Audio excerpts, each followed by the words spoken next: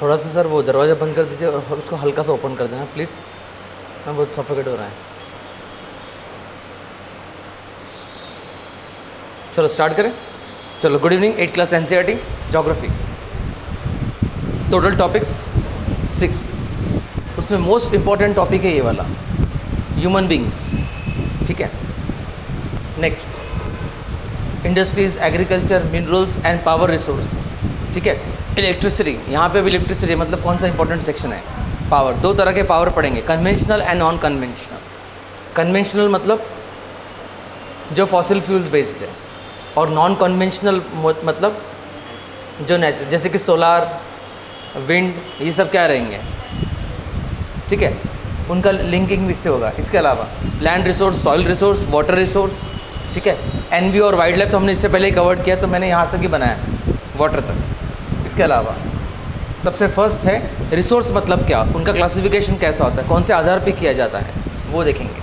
Total 6 chapters है, उसमें से पहला चैप्टर, ये नोट्स क्लास होने के बाद ले लेना।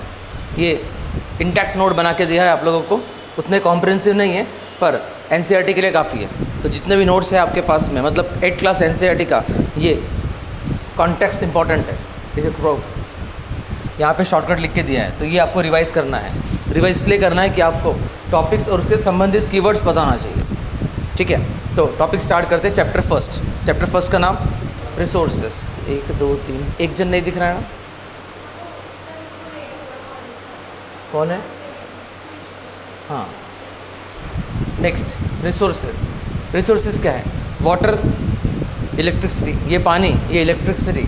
ठीक है, वेजिटेबल्स, आपके पास जो रखी है बुक्स, ये सब क्या है? रिसोर्सेस। लेकिन रिसोर्स वो होता है जिसमें 2 इंपॉर्टेंट कीवर्ड दिए गए, यूटिलिटी और वैल्यू। ठीक है, इस मोबाइल का यूटिलिटी है, वैल्यू है, तभी मेरे लिए क्या बन गया वो?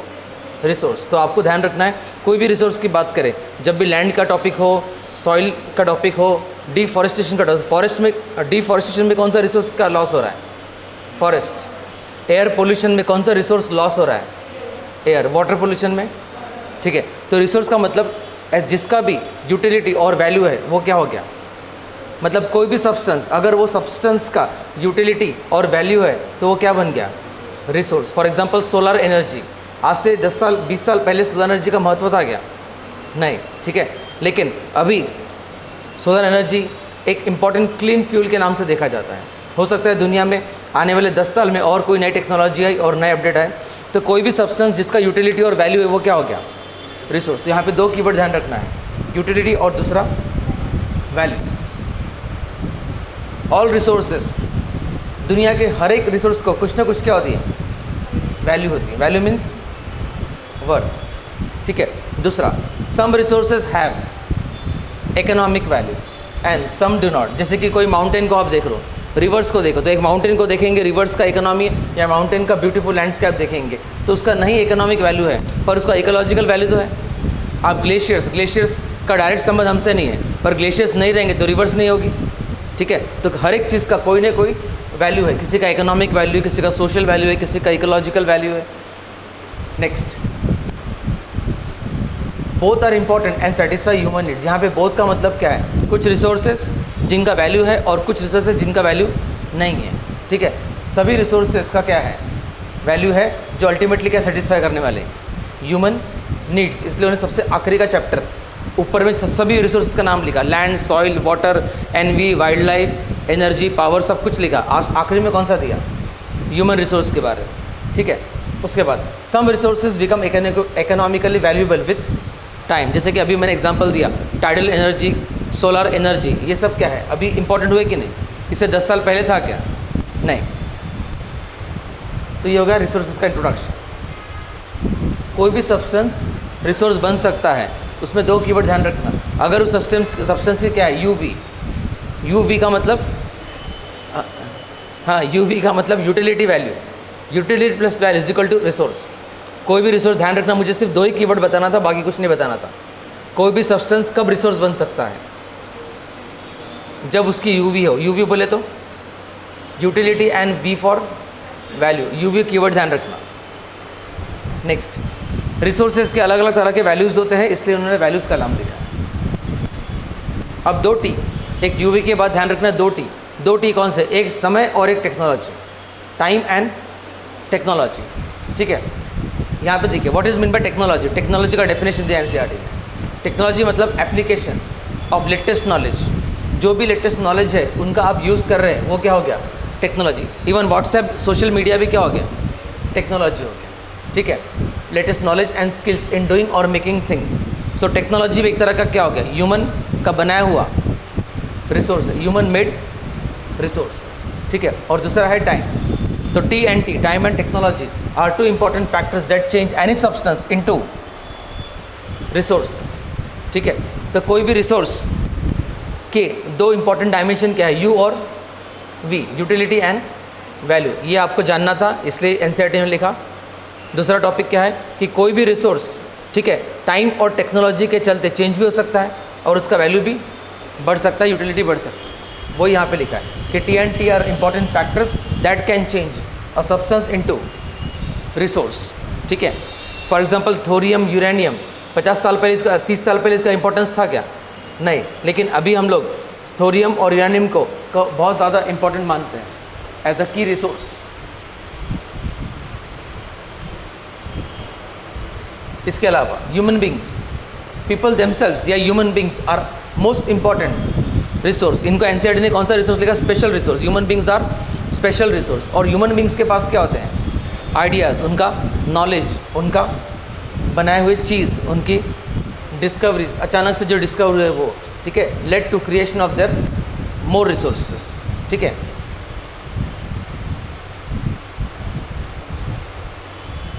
ये हो गया इंट्रोडक्शन। तो इंट्रोडक्शन में मुझे सिर्फ 4 ही वर्ड बताना था कि utility, value, T and T, time and technology. अब सेकंड टॉपिक, रिसोर्स का डेफिनेशन देखने के बाद क्लासिफिकेशन है, रिसोर्स को कौन से आधार पे, रिसोर्स को कौन से आधार पे क्लासिफाइड करते हैं। ठीक है, पहला नेचुरल रिसोर्स, और दूसरा ह्यूमन मेड, और तीसरा ह्यूमंस। हम लोग किस में आ गए, ह्यूमन, लेकिन टेक्नोलॉजी किस में आ गई, human made resource, human made resource. Solar technology किस में आ गई, सोलर टेक्नोलॉजी। सोलर तो नेचुरल हुआ, लेकिन टेक्नोलॉजी किस में आ गई, तो सोलर टेक्नोलॉजी क्या हो गई, human made technology. Hydro plant या डैम क्या हुआ, ह्यूमन मेड हुआ। Hydro power, electricity, thermal electricity, या फिर कार भी क्या हो गया, human made resource. Natural resource क्या होते हैं, जो कहाँ से निकलते हैं, resource that is from natural, resource that are drawn from nature and use without much modification are referred as natural resource. इसमें कीवर्ड क्या है, तो ये है, ठीक है, resources that are from nature important नहीं है, ठीक है, इंपॉर्टेंट है कि use without much modification are called natural resources.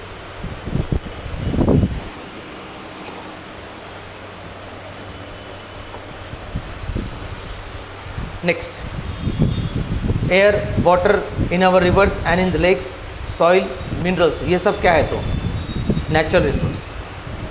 ठीक है, अब ये हो गया। तो कितने प्रकार के रिसोर्स होते हैं, बेसिकली 3, नेचर, नेचुरल और ह्यूमन, नेचुरल, ह्यूमंस और मैन मेड। और थर्ड इंपॉर्टेंट टॉपिक कि क्लासिफिकेशन ऑफ रिसोर्सेज। एनसीईआरटी ने रिसोर्सेज का क्लासिफिकेशन कितने ग्रुप में किया है, 4। ये ग्रुप इंपॉर्टेंट है आपको, ठीक है, 4 ग्रुप्स है। फर्स्ट ग्रुप का नाम क्या है, डेवलपमेंट एंड यूज़, उनके डेवलपमेंट रिव्यूज़ के आधार। दूसरा ओरिजिन, थर्ड स्टॉक, और फोर्थ डिस्ट्रीब्यूशन। ठीक है, पहला उनके डेवलपमेंट और उनके यूज़ के हिसाब से, ठीक है, जैसे कि एक्चुअल रिसोर्स और पोटेंशियल। जो अभी हम लोग ज़मीन के अंदर से कोयला निकाल रहे हैं वो कौन सा रिसोर्स हो गया, एक्चुअल। और इंडियन गवर्नमेंट जानती है कि जैसलमेर के राजस्थान में ऑयल रखा हुआ है, ऑयल रिजर्व्स है, ठीक है, लद्दाख में यूरेनियम ऑयल रिजर्व्स है, उनको एक्सट्रैक्ट कर रहे हैं क्या हम लोग, नहीं, तो वो रिसोर्स कौन से हो गए, पोटेंशियल रिसोर्स। मतलब जो रिसोर्स का उपयोग हम लोग कर रहे हैं कंटिन्यू अभी भी, वो रिसोर्स कौन से हो गए, एक्चुअल रिसोर्स। और जो फ्यूचर में करने वाले और सेव करके रखे वो क्या हो गए, पोटेंशियल रिसोर्स हो गए। ठीक है, जैसे कि हम लोग घर में जो किराना लाते हैं उसमें से जितनी चीनी चायपत्ती लगती है वो एक्चुअल यूज़ करते हैं और बाकी सेव करके रखते हैं फ्यूचर पर्पस के लिए। ठीक है, नेक्स्ट, नेचुरल रिसोर्स को सेकंड आधार पे क्लासीफाई किया उनके बनने के आधार से, biotic and abiotic. Human beings किस में आ गए? बायोटिक। और एयर, वाटर, ठीक है, NV and wildlife, biotic. NV and wildlife, biotic. इसके अलावा थर्ड रीज़न स्टॉक। आपको सिर्फ डेफिनेशंस देखना है, ये इंपॉर्टेंट नहीं, ये इंपॉर्टेंट है। थर्ड क्या है? स्टॉक।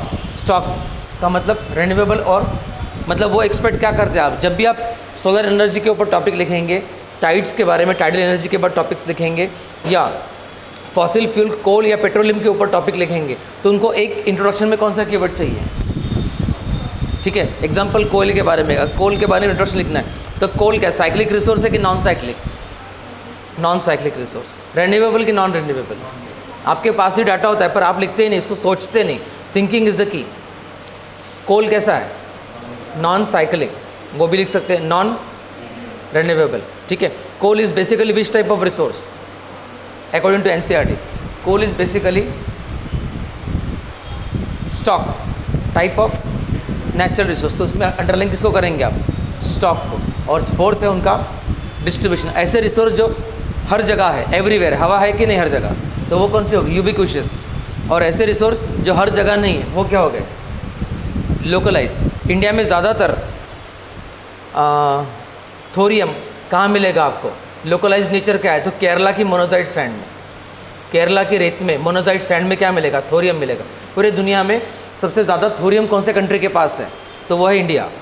और थोरियम कहाँ का नेचुरल फ्यूल है? Nuclear power. थोरियम यूरेनियम का उपयोग कहाँ किया जाता है as a fuel? Nuclear power. और पूरे वर्ल्ड में सबसे ज़्यादा थोरियम कहाँ है? इंडिया में, सॉरी, पूरे वर्ल्ड में सबसे ज़्यादा थोरियम कौन से कंट्री के पास है? तो इंडिया। कहाँ पर ज़्यादा है? तो मोनाजाइट सैंड ऑफ केरला। तो ये लोकलाइज्ड हुआ कि यूबिक्विशियस हुआ? लोकलाइज। और जो हर जगह मिलता है, निरंतर है, वो यूबिक्विशियस हुआ। ठीक है, तो यहाँ पे चार कीवर्ड क्या है कि कोई भी रिसोर्सेस, नेचुरल रिसोर्स को कितने आधार पे क्लासीफाई किया है? चार। Development and their use, origin, stock, और फोर्थ डिस्ट्रीब्यूशन। और बायोटिक अबायोटिक किस में आ रहे हैं? Origin, renewable, non renewable, stock. ठीक है, यूबिक्विशियस और localised, distribution, and actual and potential resource उनके डेवलपमेंट के हिसाब से। ठीक है, तो अब तक मैंने क्या कीवर्ड देखे, आपका बताया आपको। पहला, रिसोर्सेज क्या बनता है? रिसोर्स की यूटिलिटी कब कोई भी सब्सटेंस रिसोर्स कब बनता है? कोई भी सब्सटेंस रिसोर्स तब बनता है जब उस सब्सटेंस की यूटिलिटी और क्या हो? दो कीवर्ड हो गए, यूवी। तीसरा, टाइम और टेक्नोलॉजी, ये दो फैक्टर्स है जो कोई भी सब्सटेंस को क्या बना सकते हैं? रिसोर्स बना सकते हैं। Time and technology. कितने कीवर्ड हो गए? चार। UV TT, UV TT. उसके बाद हमने देखा रिसोर्स को जनरली कौन से आधार पे क्लासीफाई कर सकते हैं? Natural resource, human resource and human made resource. Technology क्या है? तो ह्यूमन मेड रिसोर्स। ठीक है, दूसरा। फिर हम लोगों ने क्या किया कि नेचुरल रिसोर्स, अब तीन में से कौन सा पकड़ लिए? पहले नेचुरल रिसोर्स। नेचुरल रिसोर्स का क्लासिफिकेशन, ठीक है, नेचुरल रिसोर्स क्लासिफिकेशन कैसा किया? अब तो हम लोगों ने चार आधार पे natural resource classified on the basis of development and use, origin, stock, distribution. Distribution के दो एरो आ गए, यूबिक्विशियस, लोकलाइज्ड, बायोटिक, अबायोटिक। स्टॉक के दो आ गए, रिन्यूएबल, नॉन रिन्यूएबल। और एक्चुअल और पोटेंशियल किसका आ गया? Development and use. Flow chart समझ में आ रहा है? माइंड मैपिंग का फ्लो चार्ट बना, समझ में आ रहा है? ठीक है, नेक्स्ट। तो बेसिक डिफरेंस क्या है? पोटेंशियल का मतलब होता है फ्यूचर में यूज़ करना, और जो अभी करंट में यूज़ कर रहे हैं वो क्या है? एक्चुअल। यहाँ पे देखो, which we use currently,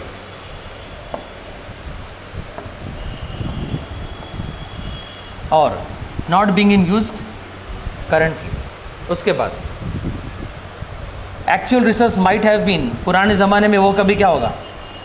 potential resource, और बाद में इंडिया ने उसको क्या किया? एक्सट्रैक्ट किया, तो वो क्या बन गया?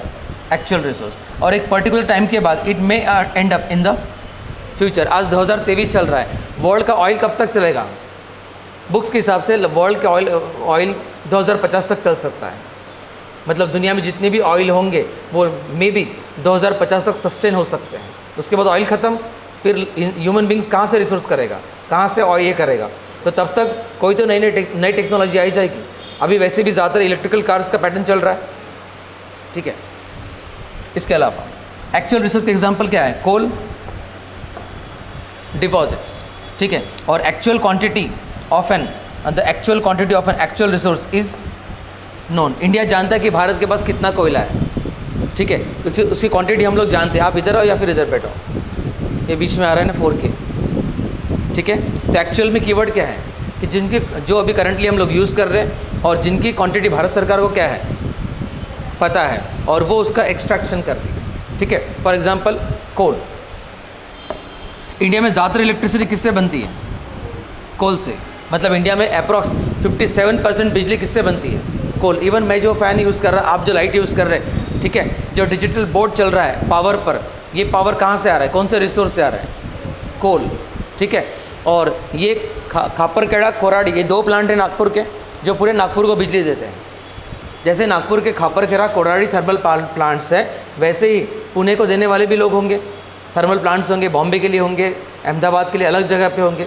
भारत में सबसे ज़्यादा बिजली किससे बनती है? कोल से। क्या कोल का यूज़ करने से, थर्मल प्लांट्स का यूज़ करने से कार्बन एमिशन बढ़ रहा है? बढ़ रहा है। दुनिया में अभी क्लाइमेट चेंज और ग्लोबल वार्मिंग का जो पिच चल रहा है, जो काफ़ी साल से चल रहा है, उसका वन ऑफ द रीज़न क्या है? Use of fossil fuels. Use of fossil fuels. और दुनिया में 3 फॉसिल फ्यूल्स खतरनाक है, कोयला, ऑयल और नेचुरल गैस, पेट्रोलियम वगैरह। इनका यूज़ हम लोग ज़्यादा कर रहे हैं, जिसके चलते वर्ल्ड में कार्बन एमिशंस बढ़ चुके हैं। तो वर्ल्ड में कौन से रिसोर्स से कार्बन एमिशन बढ़ रहे हैं? एक्चुअल रिसोर्स की पोटेंशियल रिसोर्स। एक्चुअल रिसोर्स से कार्बन एमिशंस बढ़ रहे हैं, ठीक है। तो जब ग्रीन हाउस गैस एमिशन के बारे में या पोल्यूशन के बारे में लिखेंगे, तब आप अगर लिखेंगे कि एक्चुअल रिसोर्स से पोल्यूशन बढ़ रहे हैं, तो ज़्यादा अच्छा लगता है एज़ कम्पेयर टू पोटेंशियल। दूसरा एग्जाम्पल, मैंने अभी कहा कि भारत में ज़्यादातर बिजली, अप्रॉक्स 57% बिजली किससे बनती है? कोल से। लेकिन गवर्नमेंट ऑफ इंडिया ने रखा है, एक रूल रखा है। गवर्नमेंट ऑफ इंडिया का रूल क्या है कि तो fossil fuel versus non fossil fuels, ठीक है। इससे पहले जब इंडिया 47 में बॉर्न हुआ, तब से इलेक्ट्रिसिटी कौन सी थी? फॉसिल फ्यूल्स बेस्ड थी। लेकिन धीरे धीरे हम लोग ये कर रहे हैं। अभी हमारा टारगेट क्या है? ये टारगेट है, मतलब इंडिया कह रहा है कि रिन्यूएबल पे फोकस करें, और ये है नॉन रिन्यूएबल। मतलब कोल, पेट्रोलियम किस में आ गया? नॉन रिन्यूएबल, ठीक है। फिलहाल इंडिया ने टारगेट क्या रखा है कि हमको लगभग इलेक्ट्रिसिटी कितना प्रतिशत? 40%। मतलब 40% इलेक्ट्रिसिटी में क्या यूज़ करना है? फॉसिल फ्यूल्स की non fossil fuels? Non fossil fuels. मतलब इंडिया अभी क्लीन टेक्नोलॉजी के लिए फोकस कर रहा है, और उसके लिए हमने टारगेट रखा है कि इंडिया को में अभी जो बिजली बन रही है, at the end of the day आज भारत में लगभग 40% बिजली किससे बन रही है? नॉन फॉसिल फ्यूल्स से, ठीक है। मतलब धीरे धीरे हम किसके ऊपर अपना रिलायंस कम कर रहे हैं? कोल पर। धीरे धीरे हम किस पर रिलायंस कम कर रहे हैं? कोल, क्योंकि उसके कार्बन एमिशन बढ़ रहा है। दुनिया में 3 कंट्री के नाम बताओ जो सबसे ज़्यादा कार्बन एमिशन करते हैं। एक है पहला चाइना, दूसरा USA और तीसरा इंडिया। मतलब फर्स्ट 3 कंट्रीज जो हैवी कार्बन एमिट करते हैं, उनमें से first China the developing country, America the developed country, and third India the developing country. तो इंडिया का टारगेट फॉसिल फ्यूल और नॉन फॉसिल फ्यूल का क्या है? 60:40। हो सकता है फ्यूचर में बढ़ेगा कि कम होगा? मतलब रिन्यूएबल बढ़ेगा कि कम होगा? बढ़ेगा, ठीक है। इससे पहले ये ग्रेटर दैन था, ये कम था। उसके बाद इंडिया में ये इलेक्ट्रिसिटी ज़्यादा है और कार्बन एमिशंस भी ज़्यादा है। क्या इंडिया में या कोल का यूज़ करने से या कोल के थर्मल पावर प्लांट यूज़ करने से डिसीज़ हो सकते हैं क्या? कैसे? कैंसर हो सकता है और अस्थमा हो सकता है क्या? हो सकता है। मतलब इंडिया में रेस्पिरेटरी डिसीज़ होने का वन ऑफ द रीज़न क्या है? कोल। वन ऑफ द रीज़न क्या है? कोल भी है, ठीक है। ऊपर से कोल माइंस के इश्यूज सो अलग। नेक्स्ट दूसरा टॉपिक, पोटेंशियल रिसोर्स क्या होता है जो हम लोग यूज़ नहीं करते? कीवर्ड क्या है इसमें? नॉट, ठीक है। Potential resource can prove useful and become an actual resource in the future. ये फ्यूचर के लिए सेव किया। जैसे कि इंडियन गवर्नमेंट जानते हैं कि यूरेनियम के डिपॉजिट्स कहाँ हैं?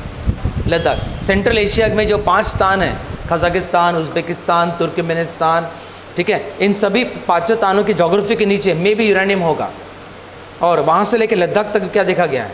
यूरेनियम के डिपॉजिट्स। पर स्पेशली लद्दाख के यूरेनियम डिपॉजिट को इंडियन गवर्नमेंट ने सेव किया और फ्यूचर में यूज़ करने वाले। इवन बीकानेर से लेके जैसलमेर के पट्टे का जो सेक्शन है, Jaisalmer belt to Bikaner belt, यहाँ पर भी इंडियन गवर्नमेंट को पता है क्या है, तो ऑयल रिजर्व्स है, लेकिन हम लोग यूज़ कर रहे हैं क्या? नहीं कर रहे। आप ये तो जानते हैं कि West Asia, Iran, Iraq, Saudi, यहाँ पर ऑयल की डिस्कवरी से लाइफ चेंज हुई कि नहीं लोगों की? पहले यहाँ पे ऑयल नहीं था तो लाइफ नोमैडिक ट्राइब्स था, धीरे धीरे ऑयल का डिस्कवरी हुआ और लोगों का लाइफ क्या हो गया? चेंज हो गया। जब वेस्ट एशिया में ऑयल होगा तो राजस्थान में ऑयल नहीं होगा। जब वेस्ट एशिया के डेजर्ट्स में ऑयल है तो राजस्थान में भी स्वाभाविक क्या होगा? ऑयल होगा। और ऑलरेडी गवर्नमेंट के बुक्स में लिखा है कि राजस्थान में लद्दाख, कौन सा, जैसलमेर टू बीकानेर, ठीक है, इस पूरे बेल्ट में आपको क्या मिलेगा? ऑयल रिजर्व्स से। लेकिन फिलहाल इंडिया एक्सपोर्ट कर रहा है क्या? ये उसको एक्सट्रैक्ट कर रहा है क्या? नहीं।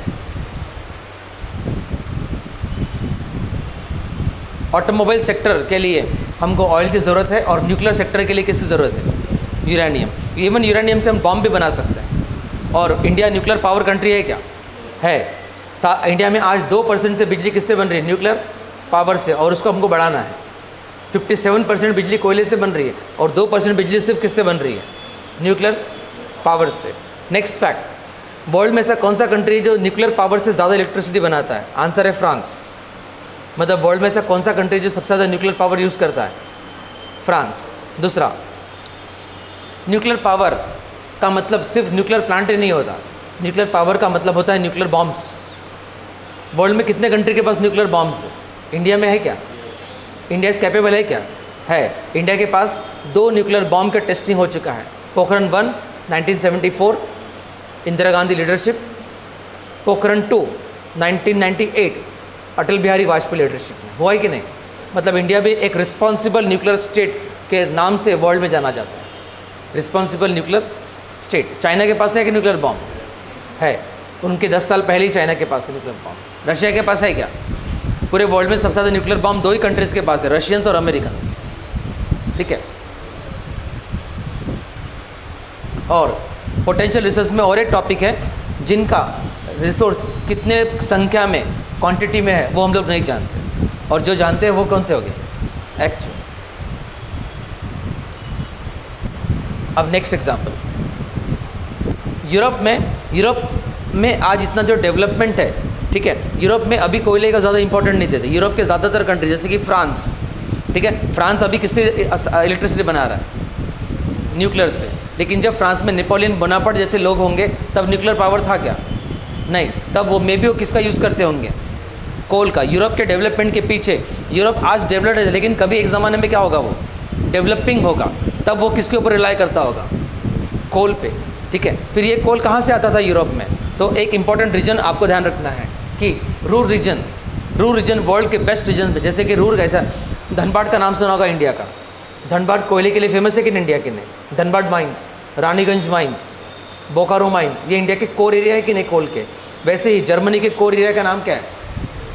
जर्मनी का ही नहीं, पूरे यूरोप के कोर एरिया का नाम क्या है?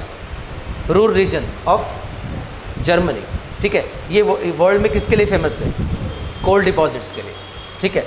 इसके अलावा वेस्ट एशिया में कौन सा इंपॉर्टेंट रिसोर्स है? पेट्रोलियम। इसके अलावा महाराष्ट्र का डेक्कन प्लेटू पे ब्लैक सॉइल है, सॉइल भी क्या हो गया? रिसोर्स हुआ कि नहीं? इसके अलावा ये सब क्या है? तो actual resource. High speed winds were potential resource 200 years ago। इस लाइन का मीनिंग क्या है? कीवर्ड क्या लिखा है उसने? मतलब विंड्स 200 साल पहले एक सिंपल क्या थी? पोटेंशियल, लेकिन टाइम के आधार पे टेक्नोलॉजी चेंज हो गई और अभी हम विंड से क्या बनाते हैं? Wind energy. इंडिया के ज़्यादातर प्लांट्स कहाँ लगे? तो gulf of Kutch, gulf of Khambhat, Gujarat है, महाराष्ट्र है, तमिलनाडु है, इनके कोस्टल एरियाज़ पर आपको बहुत सारे क्या मिलेंगे?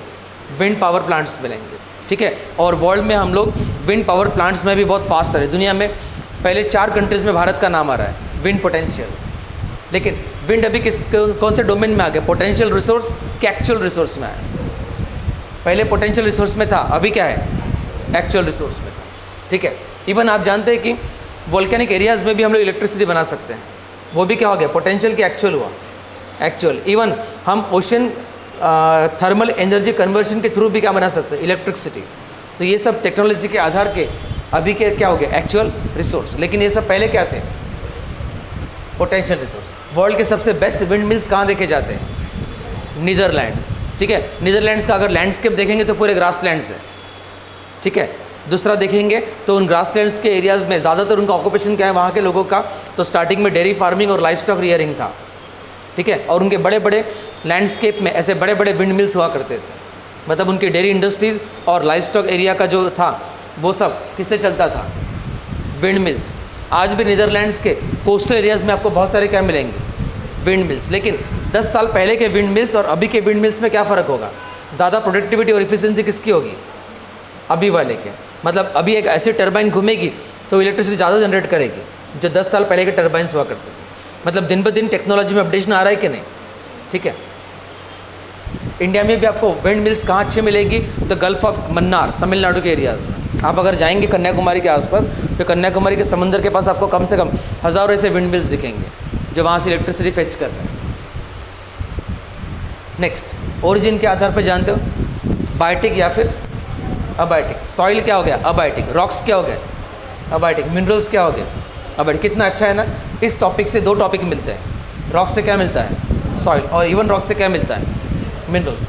रॉक से जो सॉइल मिलता है वो एग्रीकल्चर के लिए इंपॉर्टेंट हुआ, और रॉक से जो मिनरल्स मिलता है वो इंडस्ट्रियलाइजेशन से। और दोनों एक में से लिंक्ड है कि नहीं। इनका यूज़ करके ही वर्ल्ड के डेवलपिंग कंट्रीज़ क्या बन गए, डेवलप कंट्रीज़। इनका पर कैपिटल इनकम में भी क्या हो गया, बढ़ गया। ठीक है, next, third category, resource category का नाम है थर्ड, स्टॉक। स्टॉक मतलब renewable and non renewable. World में ऑयल का स्टॉक में भी कब तक रह सकता है, 2050 तक रह सकता है। तो स्टॉक के आधार पर इसको डिफाइन किया है। Amount of resource available for use is referred as stock. ठीक है, इसके 2 पॉइंट आते हैं, एनआर के नेचुरल से 2 पॉइंट, रिन्यूएबल एंड, पहले इनके नाम अलग थे। पहले इनको क्या कहते थे, कन्वेंशनल और non conventional. Conventionals and non conventional मतलब सादे वाले लोग, जितने भी फॉसिल फ्यूल्स है वो क्या हो गया, कन्वेंशनल्स। ठीक है, और दूसरा नाम क्या था, नॉन कन्वेंशनल। लेकिन नाम बाद में समय के आधार पर चेंज कर दिया। कन्वेंशनल्स क्या बन गए और नॉन कन्वेंशनल के आगे क्या लग गया, मतलब नॉन वहाँ का हट गया और इधर में ऐड हो गया। तो वर्ल्ड के जितने भी फॉसिल फ्यूल्स है वो कन्वेंशनल है और कौन से हैं, नॉन रिन्यूएबल। जैसे कि कोल, पेट्रोलियम और नेचुरल गैस। एक सॉलिड, एक लिक्विड और एक गैस।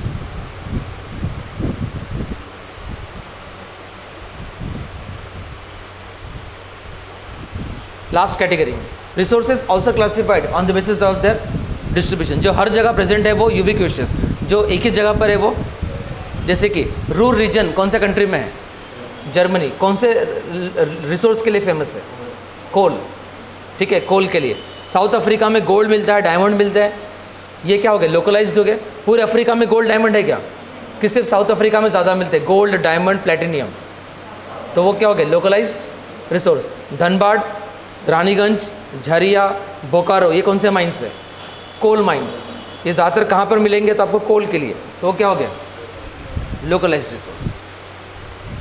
वेस्ट एशिया कौन से मिनरल के लिए वर्ल्ड फेमस है, पी से नाम है, पेट्रोलियम। ठीक है, एग्जाम्पल देखो, एयर इज रेफर्ड एज, जो हर जगह रहेगी, ऑल ओवर द वर्ल्ड। ठीक है, एंड लोकलाइज्ड रिसोर्स जैसे कि मिनरल्स। पूरे वर्ल्ड में मिनरल्स मिलते हैं क्या, सभी कंट्रीज़ में मिनरल्स हो सकते हैं क्या, कुछ कंट्रीज़ में कम हो सकते हैं, कुछ कंट्रीज़ में बहुत ज़्यादा हो सकते हैं। फॉर एग्जांपल रशिया, पूरे वर्ल्ड में सबसे ज़्यादा नेचुरल गैस कौन से कंट्री के पास है, रशिया, और 2 नंबर पे ईरान। ठीक है, लेकिन इसका मतलब, इस फैक्ट का मतलब ये हुआ कि वर्ल्ड का नेचुरल गैस रिजर्व्स जो है वो सब कंट्री को बराबर मिला है क्या, नहीं। किस कंट्री के पास ज़्यादा, किसी के कंट्री के पास है ही नहीं। श्रीलंका में नेचुरल गैस कम देखा जाता है, और ज़्यादा कहाँ पर है, तो रशिया और ईरान। तो मिनरल्स कौन से रिसोर्स हो गए, जनरली लोकलाइज्ड रिसोर्स और यूबिक्विटस। अब इस फैक्ट का लिंक कैसे करेंगे आप, फॉर एग्जांपल वेस्ट एशिया जो पेट्रोलियम के लिए फेमस है, वेस्ट एशिया में पेट्रोलियम कैसा हो गया, लोकलाइज्ड। पर उस वेस्ट एशिया के पेट्रोलियम पे वर्ल्ड के सभी कंट्री डिपेंड है। इवन इंडिया भी वेस्ट एशिया से क्या मंगाता है, क्रूड ऑयल, पेट्रोलियम ऑयल मंगाता है। वो हो गया, वहाँ का लोकलाइज्ड रिसोर्स का इंपॉर्टेंस कितना ज़्यादा है। अगर दुनिया में हर जगह पर पेट्रोलियम मिलता तो इतना डिमांड और सप्लाई का इशू होता क्या? नहीं होता। इसके अलावा रिसोर्सेज को क्लासिफाइड कर सकते हैं आप और एक आधार पर, on the basis of their ownership. Ownership कैसा? तो इंडिविजुअल ओनरशिप, दूसरा कम्युनिटी ओनरशिप, नेशनल ओनरशिप और इंटरनेशनल ओनरशिप। ठीक है, इंडिविजुअल तो आप जानते ही हैं, ये हमारे घर, खुद का घर क्या हो गया? इंडिविजुअल। ठीक है, हमारे घर, हमारे कॉलोनी का गार्डन क्या हो गया? कम्युनिटी। गार्डन क्या हो गया? कम्युनिटी हो गया। ठीक है, घर में मूवी देख रहे वो इंडिविजुअल हो गया, और जो थिएटर में मूवी देख रहे वो कम्युनिटी का पैटर्न हो गया। इसके अलावा इंडिया के एरिया में जितने भी रिसोर्सेज मिलते हैं वो किसके हो गए? इंडिया के, जो उसके लिए जीडीपी और जीएनपी के इंपॉर्टेंट रहेंगे। और नेक्स्ट है इंटरनेशनल। इंटरनेशनल रिसोर्स का नाम बताओ, कौन से इंटरनेशनल रिसोर्स है जिनका इंटरनेशनल इंपॉर्टेंस होगा? एयर कोई कंट्री का है क्या? उसको कोई नेशन का है, कोई इंडिविजुअल का है? नहीं। ठीक है, इवन अंटार्कटिका किसी कंट्री का है क्या? अंटार्कटिका भी किस में आ गया? इंटरनेशनल रिसोर्स में। Space international resource. ठीक है, स्पेस है, अंडरग्राउंड वाटर का पार्ट है। अंडरग्राउंड वाटर किसका होगा? अगर ये मेरे घर के प्लॉट के नीचे अगर जितना भी वाटर होगा अंडरग्राउंड, वो किसकी प्रॉपर्टी रहेगी? गवर्नमेंट ऑफ इंडिया की, ये मेरी? जिसका बड़ा प्लॉट, जिसका ज़्यादा एरिया, इंडिया में फ़िलहाल कानून तो ये है कि आपकी ज़मीन आपका पानी, यही है कि नहीं? ठीक है, दूसरे के एरिया में हम ग्राउंड वाटर एक्सट्रैक्ट कर सकते हैं क्या? नहीं। आप अपने घर में कितने भी ग्राउंड वेल लगा सकते हैं, कितने भी कुएं खोदो या कितने भी बोरिंग चलाओ। फिलहाल इंडिया में रेगुलेशन है क्या उसका? नहीं है। कंक्लूजन क्या हुआ? इंडिया में अंडरग्राउंड वाटर का रेगुलेशन होना चाहिए। पूरे वर्ल्ड में ऐसा कौन सा कंट्री जो सबसे ज़्यादा अंडरग्राउंड वाटर यूज़ करता है या ग्राउंड वाटर यूज़ करता है? इंडिया। प्रीलिम्स में क्वेश्चन आ चुका है इस बार 2023 में कि वर्ल्ड में ऐसा कौन सा कंट्री है जो सबसे ज़्यादा ग्राउंड वाटर एक्सट्रैक्ट करता है या यूज़ करता है? स्वाभाविक है, कौन सा कंट्री है? इंडिया। इसलिए, और इंडिया में ग्राउंड वाटर का रेगुलेशन है क्या? नहीं है। ठीक है, हाँ, ऑयल मिला तो गवर्नमेंट ऑफ इंडिया का है, हमारा घर शिफ्ट हो जाएगा। वो डिपेंड करता है कि वो कितना इंपॉर्टेंस रखता है उस समय पे। Next,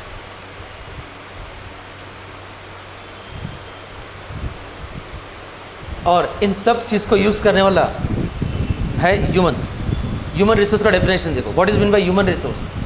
refers to number and ability. देखो एनसीईआरटी ने 2 वर्ड लिखा है, क्वांटिटी और एबिलिटी। मतलब उनको कहना है कि ह्यूमन रिसोर्स वो होते हैं जिनके पास, जिनका क्या है, नंबर्स भी है, सॉरी क्वांटिटी भी और क्वालिटी भी है।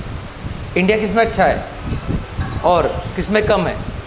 क्वालिटी में कम है। इसलिए इंडियन गवर्नमेंट एजुकेशन और हेल्थ को ऊपर ज़्यादा फोकस करती है ताकि हमारी क्वांटिटेटिव पॉपुलेशन किस में बढ़ जाए? Qualitative population. ठीक है,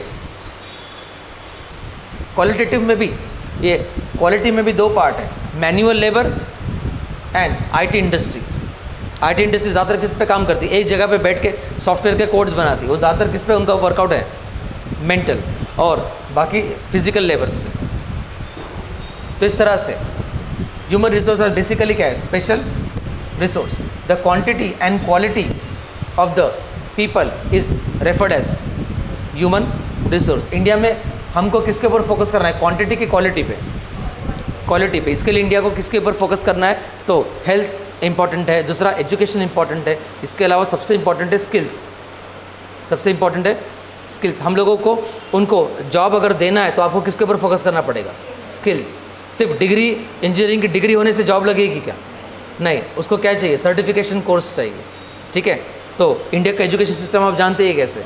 इंडिया के एजुकेशन सिस्टम में सिर्फ डिग्रीज, ग्रेजुएट्स निकलते हैं, पर स्किल की अगर बात करें तो नहीं आता। आज भी एक इंजीनियर को लाइट लगाओ बोलो, ठीक है, एक बटन सुधरा दो तो नहीं आता। आता है क्या? तो इंडिया में किसका भाव देखा गया? क्वांटिटी का कि क्वालिटी का? क्वालिटी का। स्किल्स सबसे इंपॉर्टेंट है, इसलिए Indian government national skill training centre के तहत बहुत सारे स्किल्स के ऊपर फोकस कर रहा है। ठीक है, और स्किल्स रहेंगे तो आपको जॉब मिलेगी। 3 इडियट मूवी देखा ना आपने, किसके ऊपर फोकस किया उन्होंने? स्किल्स करो, जॉब अपनी तरफ आ जाएगी। नेक्स्ट, और इंडियन गवर्नमेंट स्किल के अलावा कौन से 2 डोमेन पे फोकस कर रही है? एजुकेशन और हेल्थ। ये ऐसे 2 डोमेन है जो पीपल को कौन से रिसोर्स बनाएंगे? Valuable resource. अगर ये नहीं रहेंगे। अगर आपके कंट्री में हेल्थ पे कम है तो आपकी लॉन्जेटिविटी रहेगी क्या? ठीक है, इससे पहले जब हमारे दादा के परदादा हुआ करते थे तो वो कितने साल तक जीते थे? 100 तो होते नहीं होंगे, 100 नहीं होते हैं, ठीक है, 80 भी नहीं होते थे। दादा के परदादा 40-50 बहुत हो गए, ठीक है, ठीक है। अभी अभी अब हम लोग 60-70 कॉमन है। जो डेवलप कंट्रीज है वहाँ पे 100 कॉमन है। कंक्लूजन ये है कि जितना आप हेल्थ और हाइजीन पे फोकस करेंगे आपकी लॉन्जिटिविटी बढ़ेगी। इससे 50 साल पहले, 100 साल पहले हेल्थ पे इतना फोकस करते थे क्या? हाइजीन पे फोकस करते थे क्या? नहीं, ना ही उतने डॉक्टर्स थे और इंस्ट्रूमेंट्स थे ताकि उनको बचा सके, ठीक है। पहले लोग मलेरिया से मरते थे, अभी मरते हैं क्या मलेरिया से? नहीं। डेंगू से लोग बहुत पहले मरते थे, प्लेग से मरते थे, और धीरे धीरे हम लोगों ने प्लेग का दवाई बनाया, डेंगू का दवाई बनाया, अब मर रहे क्या उतना? नहीं। पहली बार जब इंसान को खतरा लगा कोविड का तब डर गया इंसान, लेकिन अभी कोविड के भी वैक्सीन बन गए कि हम, ठीक है। तो टाइम और टेक्नोलॉजी के थ्रू डोमेन चेंज होता है, इसलिए हेल्थ और दूसरा एजुकेशन। अगर एजुकेशन नहीं रहेगा तो उस व्यक्ति विशेष का नाम रहेगा क्या? नहीं। इंडिया में क्राइम को कम करने के लिए हमको और किसके ऊपर फोकस करना चाहिए? एजुकेशन पे, ठीक है। तो education health are two important resource. जो स्पेशल रिसोर्स को किस में कन्वर्ट करता है? Valuable resource. क्वांटिटी को किस में कन्वर्ट करना है? क्वालिटी में। नेक्स्ट डेफिनेशन है, यहाँ पे देखो 3 डेफिनेशन यूज़ किया गया है। HR ह्यूमन मेड रिसोर्स, और बाद में human resource development. Human made resource मतलब इंडिया गवर्नमेंट को क्या करना है? तो ह्यूमन कैपिटल पे फोकस करना है। ह्यूमन कैपिटल अलग है और ह्यूमन डेवलपमेंट अलग है, ह्यूमन रिसोर्स अलग है। यहाँ पे 3 डेफिनेशन लिखा है। एक है HR, एक है HC ह्यूमन कैपिटल, और एक है HD ह्यूमन डेवलपमेंट। हम लोगों के पास में बहुत अच्छा क्या है? HR है, उसको HC के ज़रिए कहाँ तक लेके जाना है? HD तक, ठीक है। ह्यूमन कैपिटल के ज़रिए कहाँ तक लेके जाना है? HD तक। और ह्यूमन कैपिटल का मतलब क्या होता है? सिर्फ एक ही ध्यान रखना, there is what is the basic difference between HD and HC? HC means and HD means, the basic difference between HC and HD is productivity. मतलब HC concept, human capital concept किसके ऊपर फोकस करता है? Productivity के ऊपर, ठीक है। और HD किसके ऊपर फोकस करता है? तो प्रोडक्टिविटी का मतलब क्या हो? प्रॉफिट हुआ या किसी का एफिशिएंसी बढ़ाना, वो क्या हो गया? प्रोडक्टिविटी हो गया। लेकिन ह्यूमन डेवलपमेंट कॉन्सेप्ट बहुत ज़्यादा कॉम्प्रिहेंसिव है। और ह्यूमन कैपिटल कैसा हो गया? तो शॉर्ट कॉन्सेप्ट कौन सा हो गया? HC, और बड़ा कॉन्सेप्ट कौन सा हो? HD। HC सिर्फ और सिर्फ किसके ऊपर फोकस करता है? एक ही वर्ड पे फोकस करता है, प्रोडक्टिविटी, ठीक है। हमको हमारे लोगों की क्या बनाना है? और भारत सरकार को अगर इंसान की प्रोडक्टिविटी बढ़ाना है तो उसको कौन से 2 डोमेन पे ज़्यादा फोकस करना पड़ेगा? एजुकेशन और हेल्थ, क्योंकि यही रहे जो ह्यूमन रिसोर्स किस में कन्वर्ट करेंगे? ह्यूमन कैपिटल में।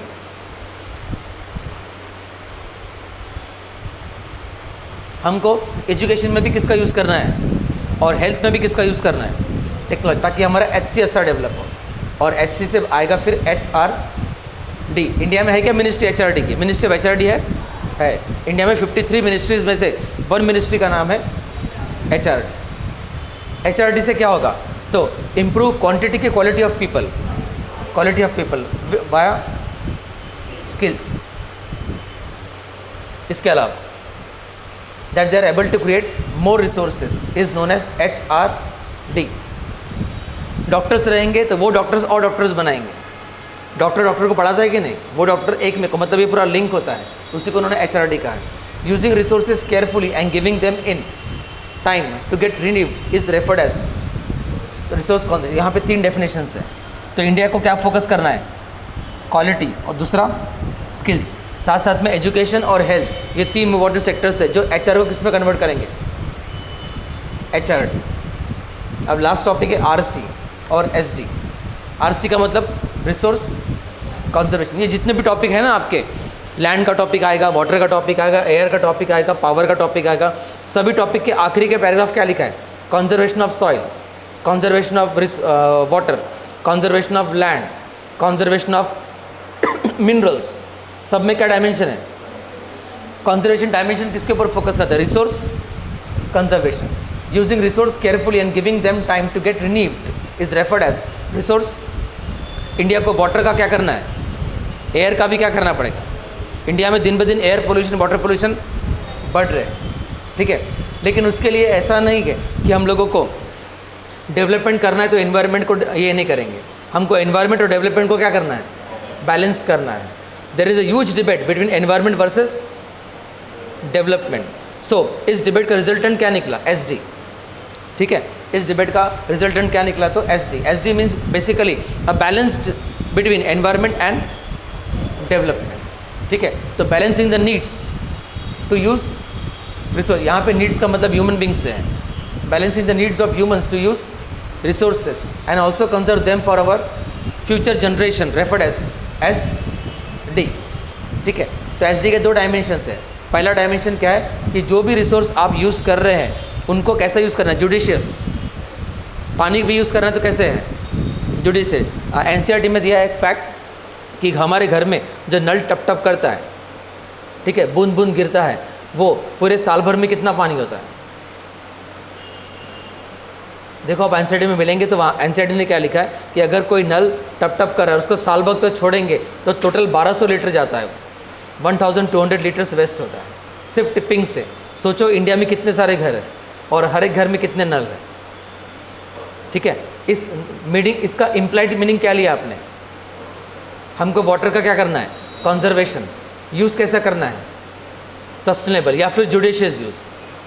इंडिया में सबसे ज़्यादा ग्राउंड वाटर का यूज़ कर रहे हैं कि नहीं, अनसस्टेनेबली कि सस्टेनेबली, अनसस्टेनेबली कि सस्टेनेबली, अनसस्टेनेबली यूज़ कर रहे हैं, ठीक है। नेक्स्ट, इवन आप जब NCERT पढ़ेंगे ना, कुछ फोटोज़ नहीं दिया है वहाँ पे, देखिए कि खाने के लिए हम लोग कितना पानी पीते हैं, तो 4 या 5 लीटर हम लोग पीते हैं, 7 लीटर पीते होंगे ज़्यादा से ज़्यादा। लेकिन घर में हम लोग कितना पानी यूज़ करते हैं, फ्लशिंग के लिए, खाना बनाने के लिए, वॉशिंग के लिए, हर जगह। तो उन्होंने लिखा है कि एक बंदा इंडिया का, एक बंदा डेवलपिंग कंट्री का 150 लीटर्स का पानी यूज़ करता है, डेवलपिंग कंट्री का। और डेवलप कंट्री का तो छोड़ ही दो, ठीक है। उसका देखिए, मैं 1 मिनट दिखाता हूँ, दिखाऊँ, मैं वो पेज दिखाता हूँ आपको, देखना है।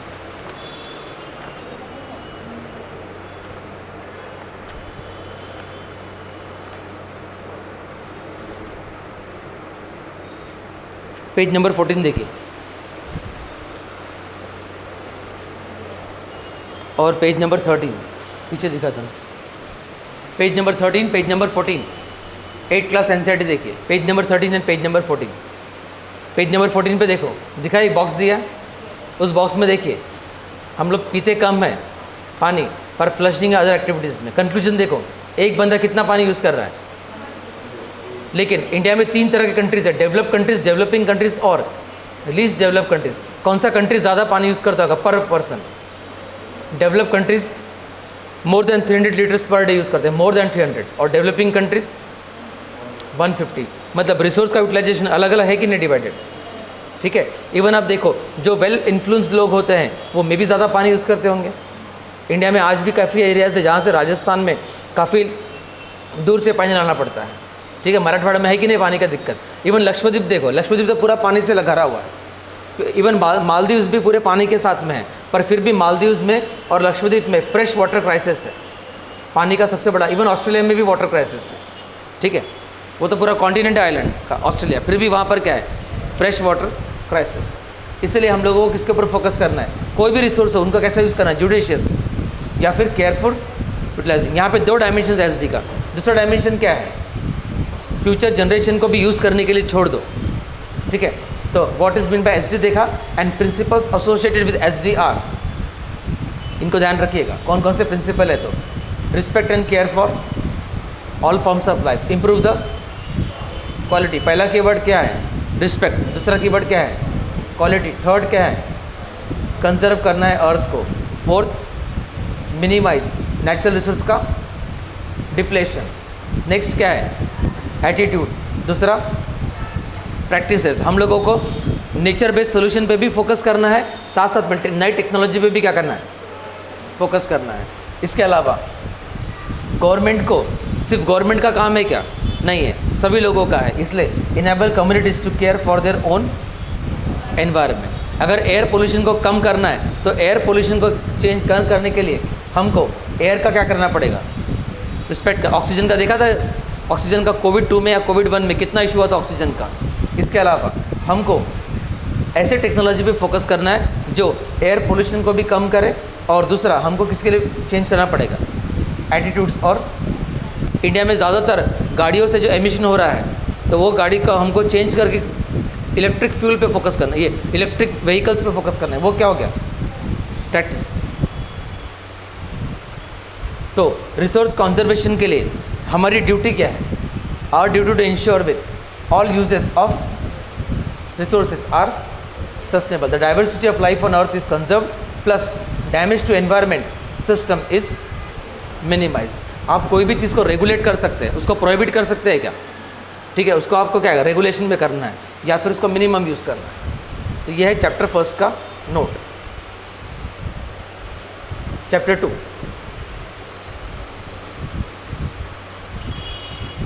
Land, soil, water, NV and wildlife. मैंने इन 3 के नोट्स बना के लिए लाया, लैंड, सॉइल और water. First, why places differ from each other. World के सभी देखो, नागपुर से लेके बैंगलोर, बैंगलोर से लेके इंडिया, इंडिया का और चाइना सेम है क्या, नहीं। वर्ल्ड के हर एक कंट्रीज और इवन इंडिया के हर एक सिटीज़ क्या है, डिफर है। ऐसा क्या कारण है कि डिफर है, रीज़न है availability of resources is the main reason where places are differ. इसके अलावा डिफरेंस और क्या है, क्यों अलग अलग है कि तो हर एक शहर का लैंड, हर एक शहर का soil, water, NV, wildlife और टेक्नोलॉजी का यूज़ करने का स्टाइल, ये सब कैसा है, अलग अलग है।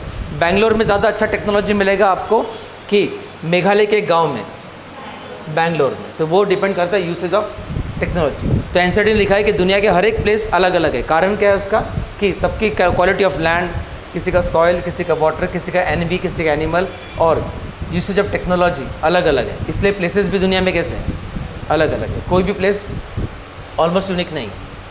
अब उसमें पहला डिमांड है लैंड का टॉपिक। तो लैंड क्या है, लैंड के ऊपर बहुत सारे मीन्स में क्वेश्चन पूछेंगे। Write a brief note about land conservation, ठीक है। What are the issues related with land in India, ठीक है। क्यों, क्योंकि इंडिया के पास लैंड कम है और पॉपुलेशन ज़्यादा है। हम कौन से नंबर पे है लैंड में, 7th नंबर पे। पूरे वर्ल्ड में टॉप 7 कंट्री में इंडिया का नाम आता है। Largest country in terms of land Russia and 7th largest country in terms of land India, ठीक है। But in population top most country कौन सी, मतलब इंडिया में पॉपुलेशन और लैंड का रेशियो मिसमैच हुआ कि नहीं, पॉपुलेशन ज़्यादा, लैंड बहुत कम। इसका इम्पैक्ट किसके कौन से टॉपिक पे पड़ेगा, लैंड पे, ठीक है।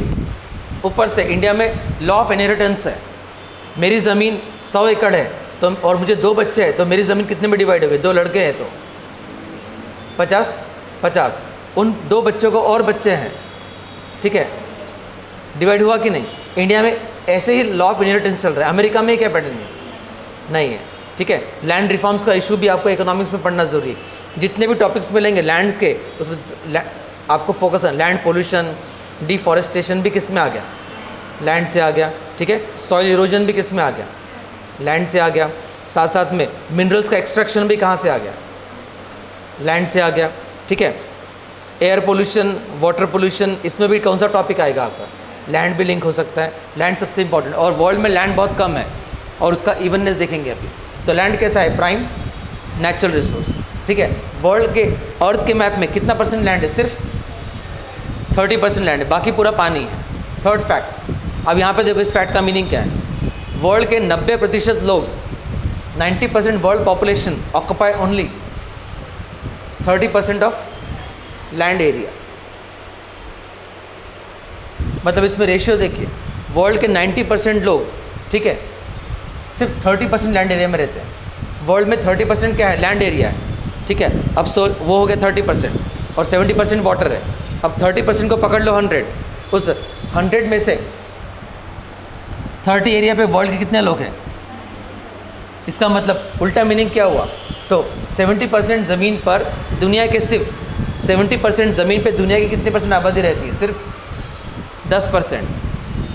नहीं समझ में आया? और एक बार बोलता हूँ, हमारे प्लैनेट अर्थ पर 2 तरह के डोमेन हैं, लैंड डोमेन, वाटर डोमेन। उसमें सबसे छोटा डोमेन कौन सा है, लैंड। वो भी कितना है, अप्रॉक्स 30%, एक्चुअल 21 है।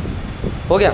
अब ज़मीन का पार्ट लेते हैं, ज़मीन को पकड़ लो 100%, ठीक है। अब 100% में से 30% ज़मीन पर दुनिया की कितने % आबादी है, ठीक है, मतलब और 10% ज़मीन पर 10% पॉपुलेशन कितने परसेंट पे रह रही है? 70, मतलब कम लैंड पे ज़्यादा पॉपुलेशन। इंडिया चाइना में ऐसा ही इश्यूज।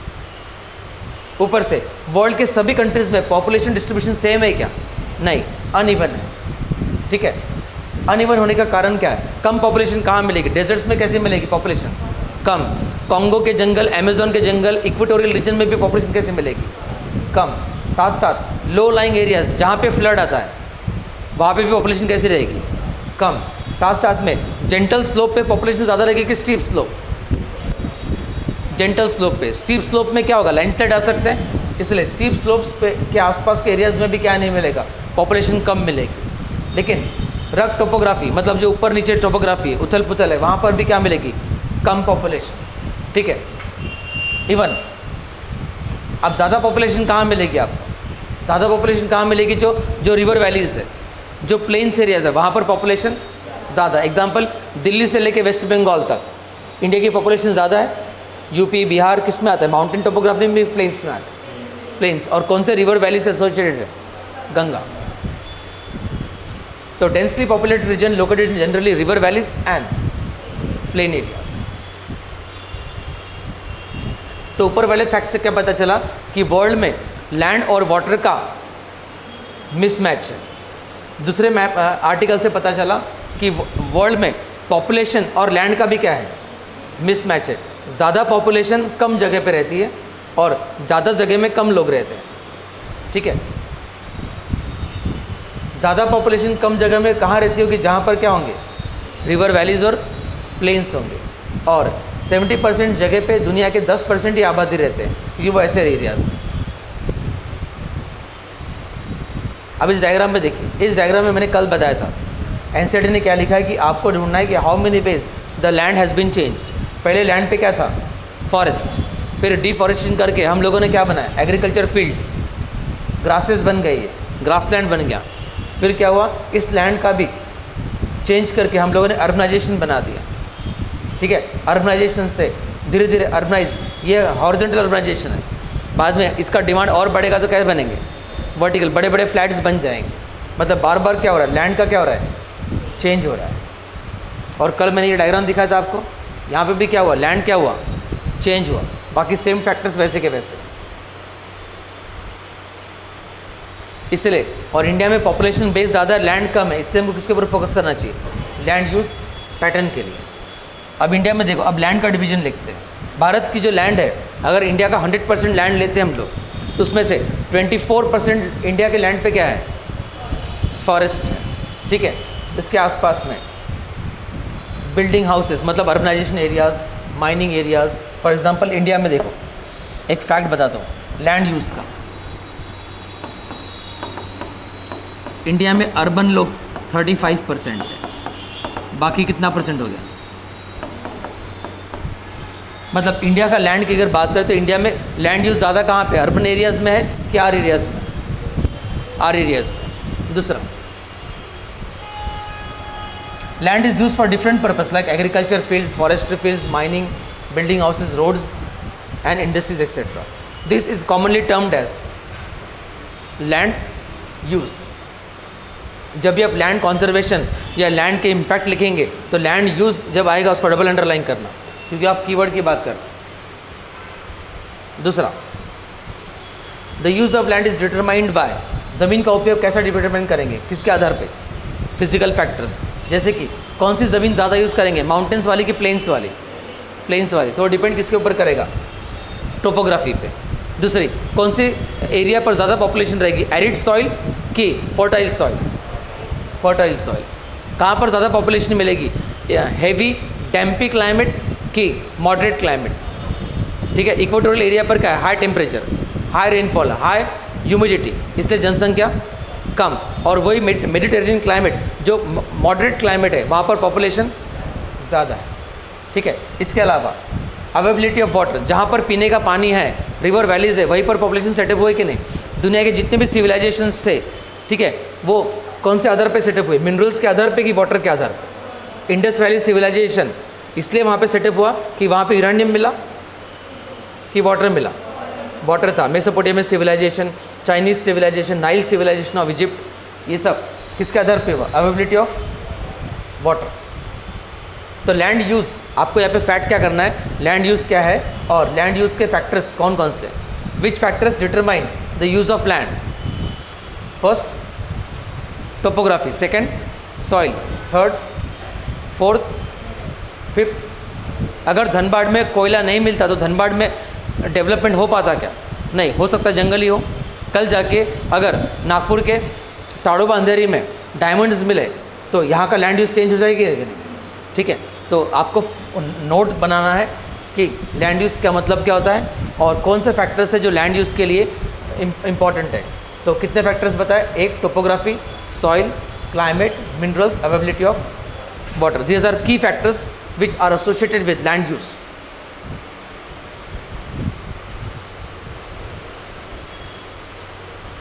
इसके अलावा population and technology are also key variables in land use pattern. अब इंडिया में कहाँ पे ज़्यादा टेक्नोलॉजी यूज़ करते होंगे? आर एरियाज़ की यू एरियाज़? यू एरियाज़ में।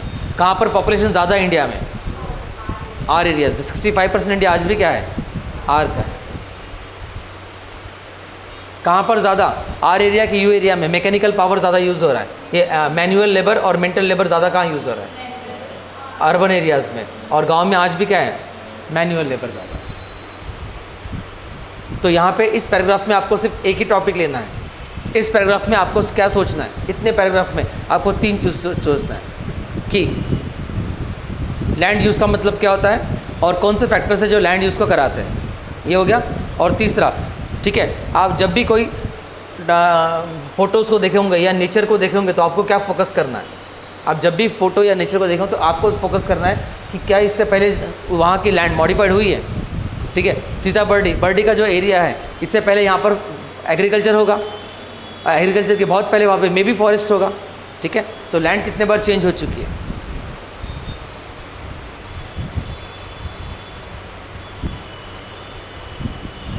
इंडिया जब 47 में था तो अर्बनाइजेशन पीरियड कम था और अभी अर्बनाइजेशन ज़्यादा है। नेक्स्ट, अब इसमें देखिए, इस बॉक्स में क्या बताया गया? इस बॉक्स में कंट्रीज़ के नाम दिया है। उनमें 2 तरह के कंट्रीज़ है, कुछ डेवलप कंट्रीज़ का नाम दिया है, कुछ डेवलपिंग कंट्रीज़ का नाम दिया है। साथ में बॉक्स में क्या दिया है कि लैंड का यूज़ पैटर्न बताया है। जैसे लैंड यूज़ पैटर्न में पहला क्या है? क्रॉप। ग्रासलैंड्स में क्या आ गया?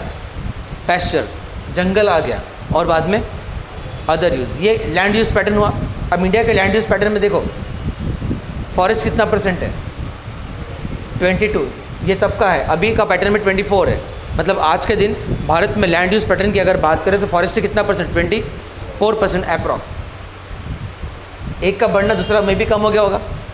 ठीक है, क्रॉप लैंड इंडिया में दिन ब दिन बढ़ रहा है कि कम हो रहा है? क्रॉप लैंड कम हो रहा है। हमको क्रॉप लैंड को और कम करना है और प्रोडक्टिविटी को क्या करना है? बढ़ाना है। जैसे 1 एकड़ है, ठीक है, एक बंदा 1 एकड़ पर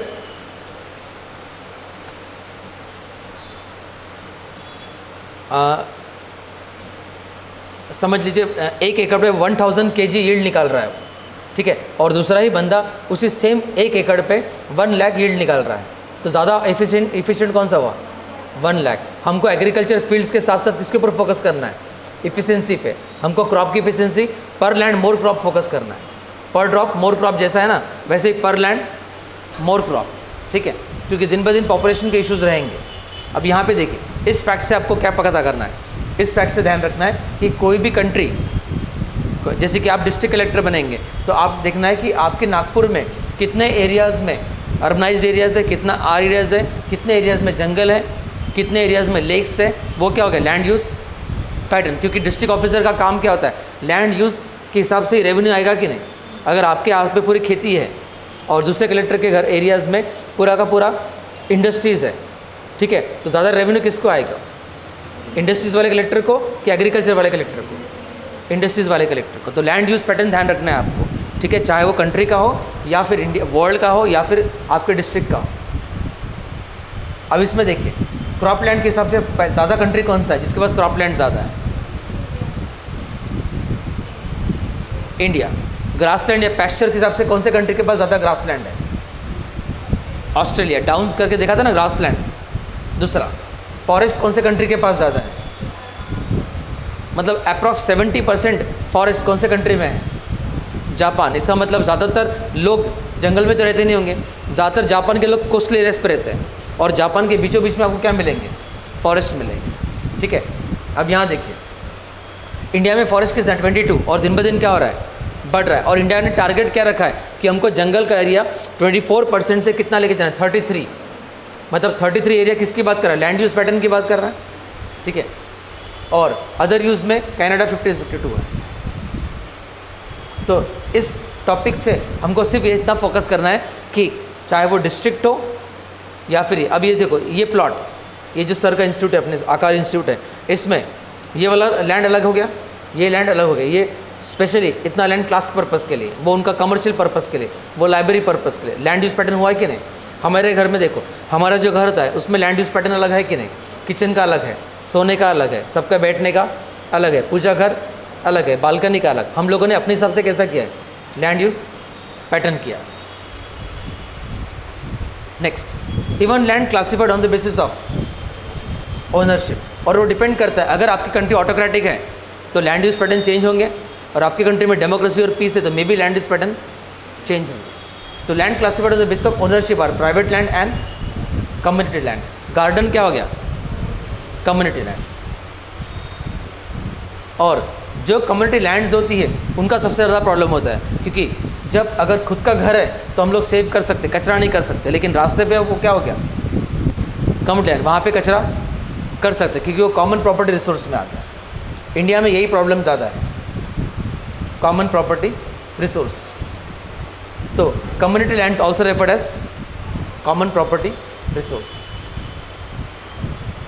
नोट करके लिखिए, होमवर्क घर जाके पढ़ना, ग्लोबल कॉमन्स क्या है करके।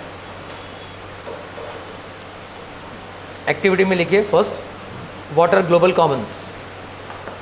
What are global commons, G capital C capital. Google पे देखिएगा इसको कि ग्लोबल कॉमन्स क्या है, या विकिपीडिया में देखिएगा।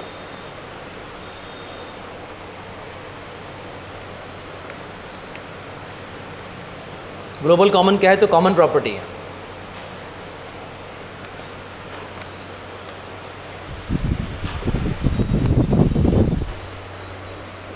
स्पेस क्या हुआ? कोई कंट्री का है क्या?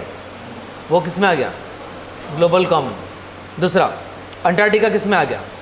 ग्लोबल कॉमन में लिखा है। इवन एटमॉस्फेयर किस में आ गया? ग्लोबल कॉमन में। तिब्बत किस में आ गया?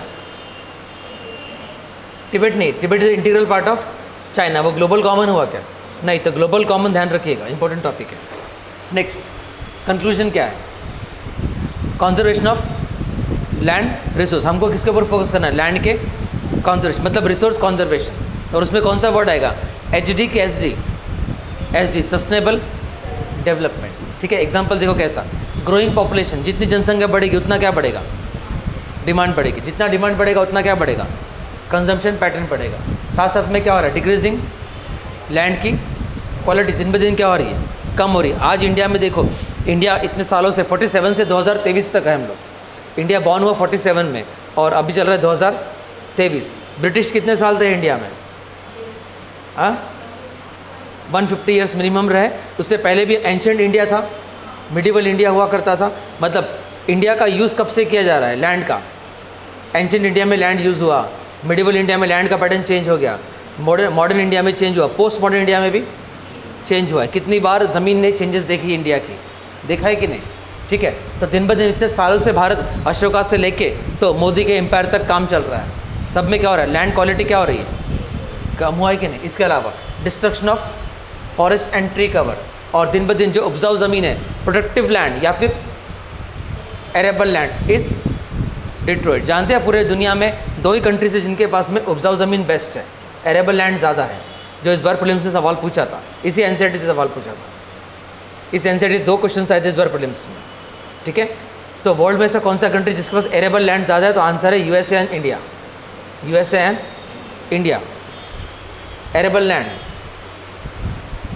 नेक्स्ट, दिन ब दिन एरेबल लैंड क्या हो रही है? कम हो रही है, डिट्रॉइट हो रही है। कंक्लूजन क्या है? ये हो गया इम्पैक्ट। एक टॉपिक क्या हो गया? पहले इंपॉर्टेंस देखा, फिर इशू देखा, इंपॉर्टेंस के बाद इशू, और इशू के बाद में मिटिगेशन मेजर्स। हमको क्या फोकस करना है? कंजर्वेशन ऑफ लैंड रिसोर्स, उसके लिए कम से कम 4 लाइन तब भी पता होना चाहिए जो एनसीईआरटी रही है। We have to focus on present rate of land must be checked, मतलब भारत में लैंड का कितना डिक्रीजिंग क्वालिटी या डेटोरेशन हो रहा है उसका असेसमेंट करना ज़रूरी है कि नहीं, तभी तो पता चलेगा कि हमको कैसा करना है और क्या चेक करना है। सेकंड, पेड़ लगाना है, चाहे रिफॉरेस्टेशन का हो या फिर अफॉरेस्टेशन। रिफॉरेस्टेशन का मतलब क्या होता है कि ऑलरेडी जहाँ पे पेड़ थे वहीं पे पेड़ लगाना, वो क्या हो गया रिफॉरेस्टेशन। और बंजर ज़मीन पे पेड़ लगाना, वो क्या हो गया अफॉरेस्टेशन। इंडिया में 34% एरिया डिग्रेडेड है, जहाँ पे इंडिया को क्या करना चाहिए, पेड़ करना चाहिए। बेसिकली क्या क्या इससे लैंडस्लाइड बढ़ेगी कि कम होगी? पेड़ लगाने से लैंडस्लाइड बढ़ेगी कि कम होगी? कम हो सकती है। पेड़ लगाने से फॉरेस्ट में एयर क्वालिटी बढ़ेगी, कार्बन साइकिल कम होगा, मतलब कार्बन एमिशंस भी क्या हो जाएंगे, कम होगा। इसके अलावा ग्राउंड वाटर बढ़ेगा कि कम होगा? पेड़ लगाने से बढ़ेगा, ठीक है। हैबिटेट बढ़ेगा कि कम होगा? वाइल्ड लाइफ हैबिटेट बढ़ेगा कि कम होगा? बढ़ेगा। इसके अलावा we have to focus on land reclamation schemes, land को रिक्लेम करना है। जैसे कि फॉर एग्जांपल बॉम्बे पहले 7 आइलैंड से अलग अलग, उनमें मिट्टी डाल के लैंड रिक्लेमेशन करके उसको एक सिटी बनाएगी बॉम्बे। प्रीवियस आइलैंड्स का नाम देखिए, गूगल पे आप चेक करें कि बॉम्बे के आइलैंड्स कौन कौन से हैं, ठीक है। सालसलेट आइलैंड्स, एलिफेंट आइलैंड अलग अलग थे। उसमें फिर ब्रिटिश ने क्या किया, मिट्टी डाल के लैंड रिक्लेमेशन करके उसको प्रॉपर सिटी बनाए बॉम्बे। मैंने बॉम्बे पहले आइलैंड्स थे अलग अलग। इसके अलावा we have to check what regulated use of chemical pesticides and fertiliser. ज़्यादातर डेवलपिंग कंट्रीज़ का इकोनॉमी क्या होता है, एग्रीकल्चर। और एग्रीकल्चर को बढ़ाने के लिए, उसकी प्रोडक्टिविटी इफ़िशियंसी को बढ़ाने के लिए वो क्या यूज़ करते हैं, केमिकल पेस्टिसाइड्स और फर्टिलाइजर्स। इनके अलावा, ठीक है, we have to check on overgrazing, क्योंकि लाइफ स्टॉक ज़्यादा होता है डेवलपिंग कंट्रीज़ में। इंडिया में भी 16 प्रकार के क्या है लाइफ स्टॉक्स है। भारत में 18% जनसंख्या किसकी है, लाइफ स्टॉक्स की है। और लाइफ स्टॉक्स इंडिया में फ्री में जाते रहते, घूमते रहते, उनको क्या करना है, हमको चेक ओवर ग्रेजिंग। मतलब सिर्फ डिफॉरेस्टेशन का इशू नहीं है, किसका है, ओवर ग्रेजिंग का। फॉर एग्जांपल ये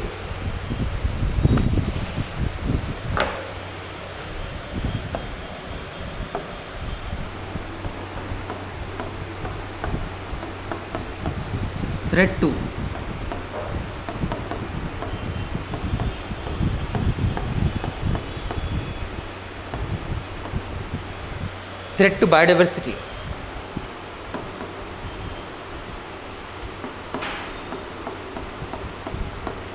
हिप्पो एनसीईआरटी का ही टर्म है, 9th एनसीईआरटी में पढ़ेंगे हम लोग आगे। हिप्पो क्या होता है, तो थ्रेट टू बायोडाइवर्सिटी। एच का फुल फॉर्म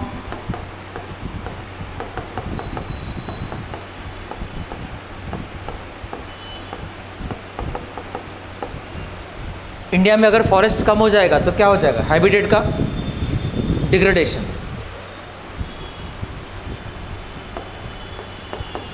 एंड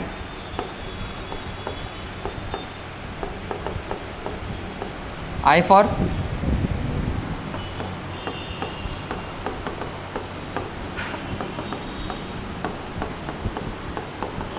बाहर के लोग, बाहर के स्पीसीज का इंडिया में आना, वो क्या हो गया, इन्वेसिव एलियन स्पीसीज, ठीक है। जैसे कि ज़ेब्रा इंडिया का है क्या, नहीं। अगर वो बाहर से आएगा तो उसको मे भी कंसिडर क्या कर सकते हैं, इन्वेसिव एलियन स्पीसीज, पर वो खतरा नहीं है, इसलिए उसको IS में नहीं डालते हैं। ऐसे एनिमल्स जो बाहर से आते हैं और हमारे बायोडाइवर्सिटी को थ्रेट पहुंचाते हैं इंडिया के या दूसरे कंट्रीज़ के, उसको क्या कहा गया, IAS। ये इन्वायरमेंट में देखेंगे। थर्ड P फॉर पोल्यूशन और दूसरा P पॉपुलेशन। और लास्ट O का मतलब क्या है, ओवर ग्रेजिंग। तो घर में सेकंड एक्टिविटी लिखिए। सेकंड एक्टिविटी में थ्रेट टू बायोडाइवर्सिटी के सिर्फ 2 नाम देख के आना है आपको। थ्रेट टू बायोडाइवर्सिटी, ये इनके नाम लिखो। थ्रेट टू बायोडाइवर्सिटी ये कॉन्सेप्ट, एविल कॉर्टरेट। ये मेंस में आंसर को सजाने के लिए अच्छा होता है। बायोडाइवर्सिटी के इसमें आपको यूज़ करना है। एविल कॉर्टरेट क्या है और दूसरा हिप्पो क्या है। तो ये 2 कॉन्सेप्ट हैं जो किसको थ्रेट पहुंचा रहे हैं, वर्ल्ड के बायोडाइवर्सिटी को। तो एविल कॉर्टरेट मतलब कितने हो गए, 4, और हिप्पो कितने हो गए, 5। तो एविल कॉर्टरेट क्या है, किसने कॉन्सेप्ट बनाया, हिप्पो कॉन्सेप्ट क्या है, किसने बनाया और उसके नाम क्या है। ये दो कॉन्सेप्ट किसमें, थ्रेट टू बायोडाइवर्सिटी। मेंस में काम आएगा आपको जब आप कंक्लूजन लिखेंगे, एसेज में भी काम आ सकता है।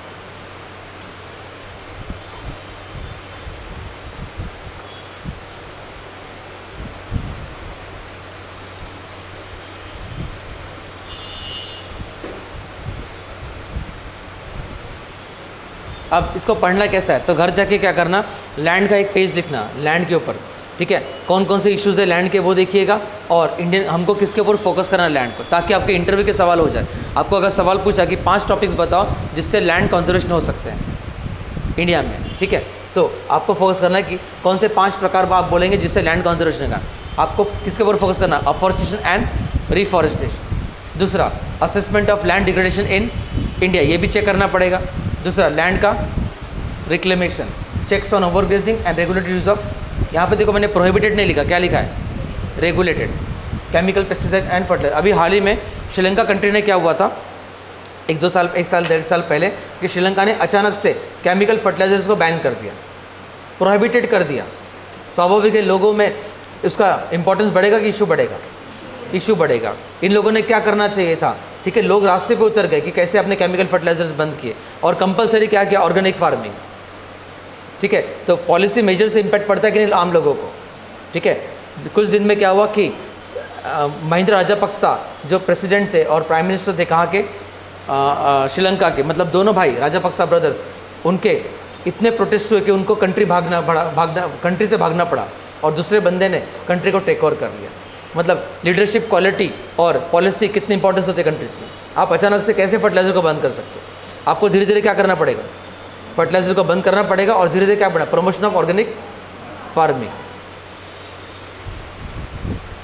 तो ऐसे सबके टॉपिक्स के नोट्स बनाना है, वाटर के, सॉइल्स के।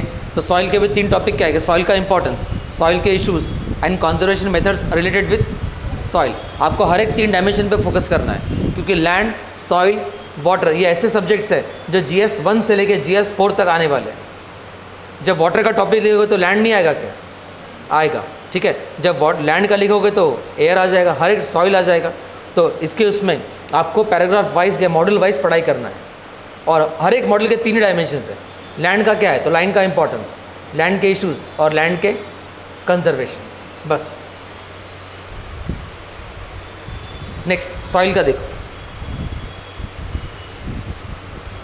फर्स्ट, सॉइल का डेफिनेशन क्या है,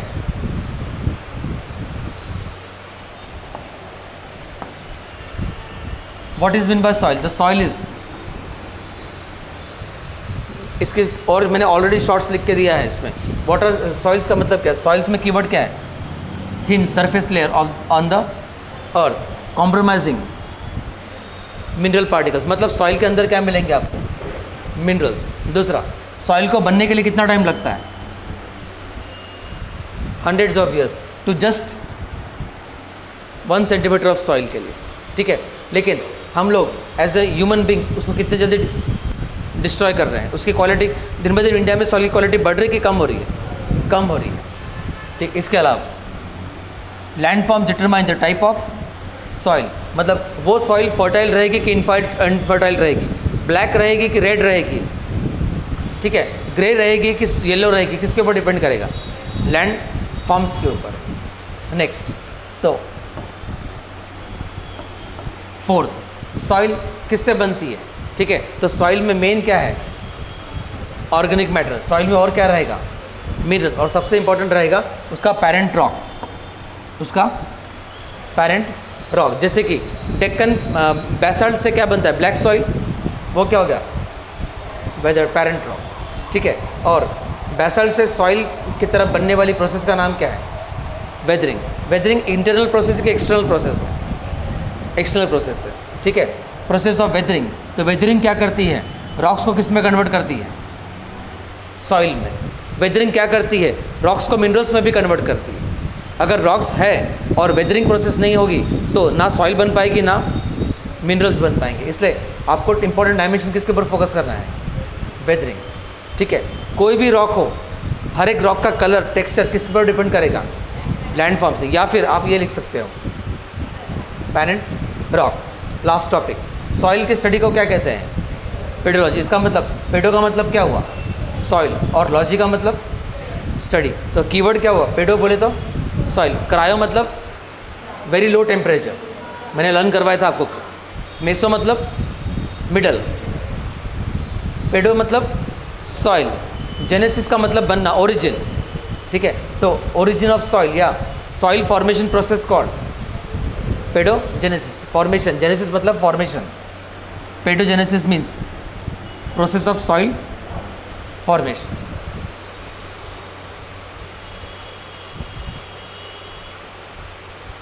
नेक्स्ट, अब सॉइल का इंट्रोडक्शन। सॉइल क्या है, तो सॉइल इज़ बेसिकली क्या है, रिन्यूएबल नेचुरल रिसोर्स, मतलब सॉइल भी क्या हो गया, लेकिन उसको रिन्यू करने के लिए टाइम लगता है, और जो इंसान के पास नहीं। दूसरा, सॉइल क्या है, तो मीडियम है, किसके लिए, प्लांट ग्रोथ, मतलब एनवी के लिए। इसके अलावा soil said to have been a living system, आने वाले समय में सॉइल को भी क्या मानेंगे, आजकल तो रिवर्स को भी क्या मानने लगे हैं, living system. And so soil play a very critical role for economic and social development of any region. अगर कोई रीजन की सॉइल बहुत ही फर्टाइल है तो वहाँ का क्या अच्छा रहेगा, जैसे कि बिहार, वो यूपी, वहाँ की सॉइल कैसी है, रिवर वैली, गंगा के होने से फर्टाइल है, इसलिए यूपी बिहार का इकोनॉमिक और सोशल डेवलपमेंट थोड़ा अच्छा है एज़ कम्पेयर टू राजस्थान का जैसलमेर रीजन, ठीक है। वहाँ पे सॉइल कैसी है, फर्टाइल कि infertile, infertile. Last topic, soil के 4 कॉन्स्टिट्यूंट क्या है, मतलब मिट्टी के एक दाने में, मिट्टी का एक दाना हो तो मिट्टी के एक दाने में 100% लेते हैं उसको, उसके डिवाइड करते हैं हम लोग 4 इस पे, ठीक है। तो उसमें सबसे ज़्यादा कंटेंट किसका है, मिनरल मैटर। 5% किसका है, मतलब 50% यही हो गया। 25-25 किसका है, और सॉइल वाटर, ये 4 इंपॉर्टेंट है, मिनरल मैटर सॉइल। इसमें प्रीलिम्स में सवाल पूछा था यूपीएससी ने, उन्होंने पूछा था कि दिए गए 4 वेरिएबल्स में से कौन सा वेरिएबल है जिसका परसेंटेज वाइज ज़्यादा कॉन्स्टिट्यूंट है। ऑप्शन था मिनरल मैटर। कौन से 2 वेरिएबल्स है जो सेम है, सॉइल एयर और सॉइल वाटर, और कौन सा कम है, ऑर्गेनिक मैटर। आपने ह्यूमस वर्ड नाम सुना होगा, ह्यूमस मतलब HUMUS, ह्यूमस मतलब डेड ऑर्गेनिक मैटर।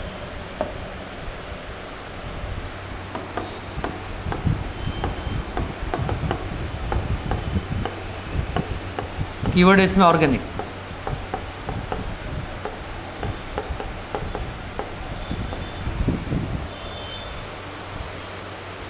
और ये ह्यूमस से मेन कंटेंट क्या आता है, ऑर्गेनिक मैटर। तो सॉइल के 4 वेरिएबल्स ध्यान रखो, 4 main constituents of soil are mineral matter, soil air, soil water, और लास्ट में ऑर्गेनिक मैटर। ऑर्गेनिक मैटर रहेगा तो मिट्टी में क्या आएगा, ह्यूमस आएगा, ठीक है। साथ साथ में प्लांट के रूट्स और ऑर्गेनिजम्स, ये सब आगे कौन से फॉर्मेट में, ऑर्गेनिक मैटर में। प्लांट्स क्या है, ऑर्गेनिक है कि इनऑर्गेनिक, ऑर्गेनिक। ऑर्गेनिजम्स भी क्या हो गए, इवन अर्थवॉर्म भी क्या हो गया, ऑर्गेनिक।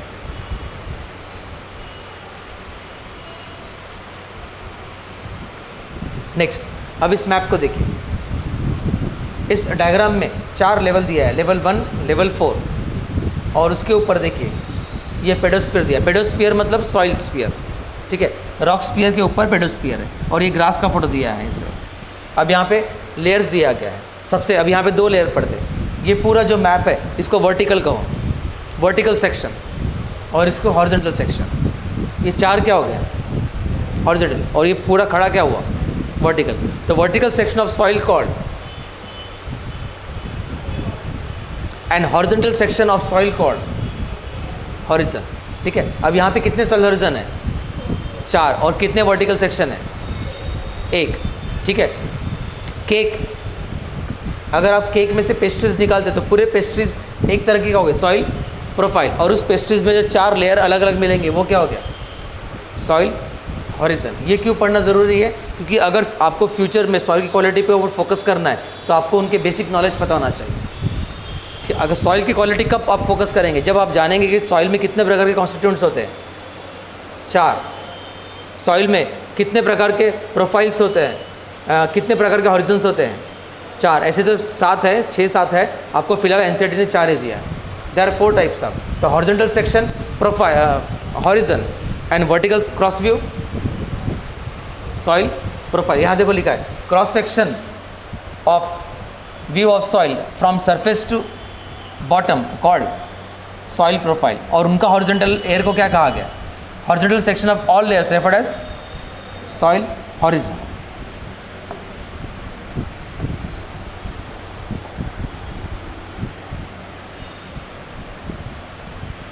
या अगर वैसा नहीं लिखना है तो ये भी लिख सकते हैं, vertical is equal to soil और horizontal is equal to horizon. अब इस डायग्राम में देखिए,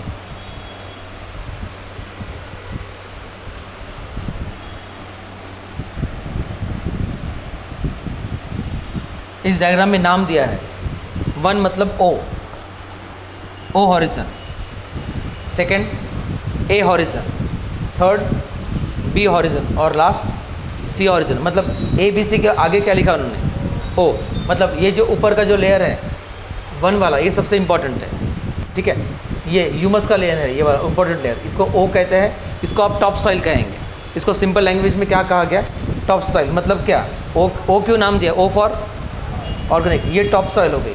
जब हम लोग कहते हैं ना सॉइल इरोजन हुआ है, erosion of soil call soil erosion, ऐसा लिखेंगे तो मार्क्स नहीं मिलेंगे। सॉइल इरोजन में क्या होता है? Removal of top layer of the soil, removal of top layer of the soil called soil erosion. इसमें और अच्छे मार्क्स लेके आना है आप तो ऐसे लिख सकते हैं, removal of top layer of soil that is O horizon bracket में organic is called soil erosion. Soil erosion भी इंडिया का इंपॉर्टेंट हिट टॉपिक है।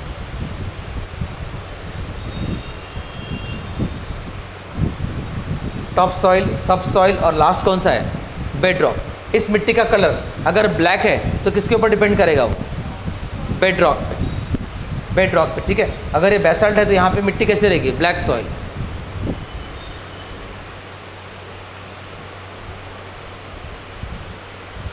नेक्स्ट, अभी डायग्राम देखिए,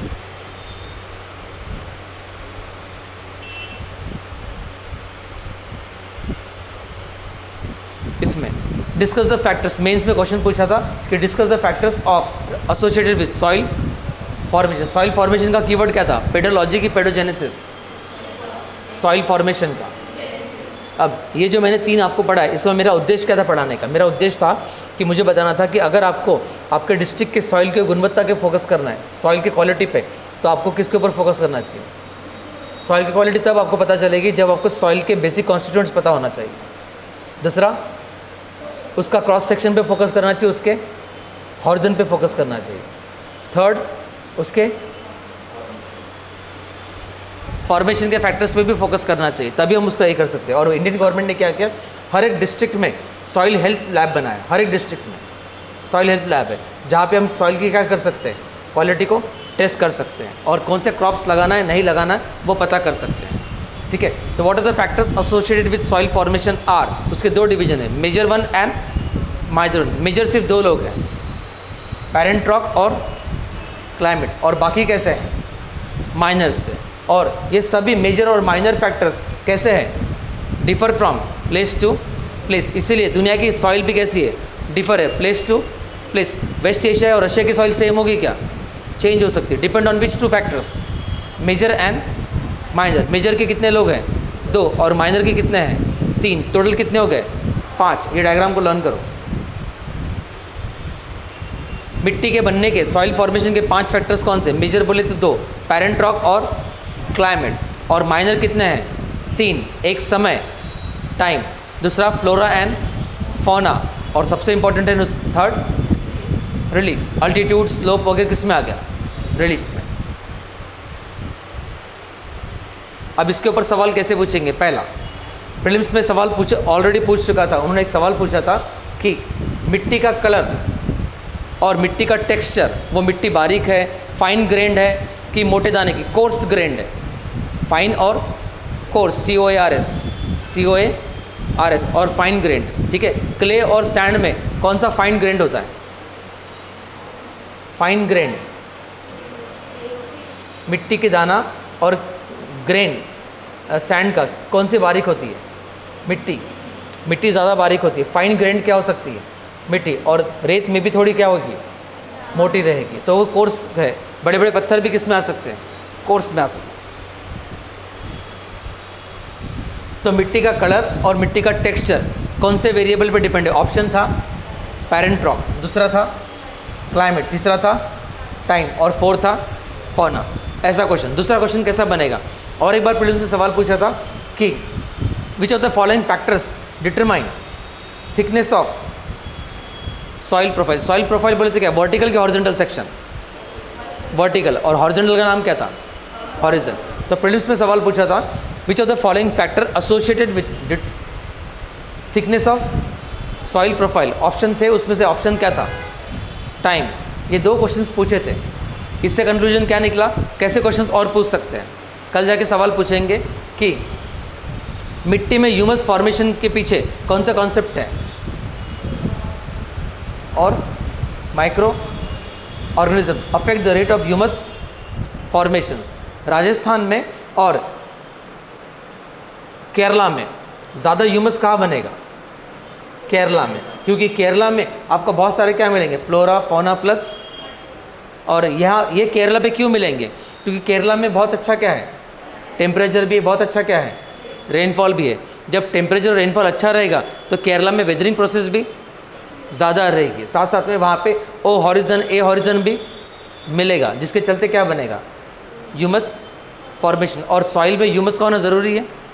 कितना परसेंट था उसका? ऑर्गेनिक मैटर में कितना था?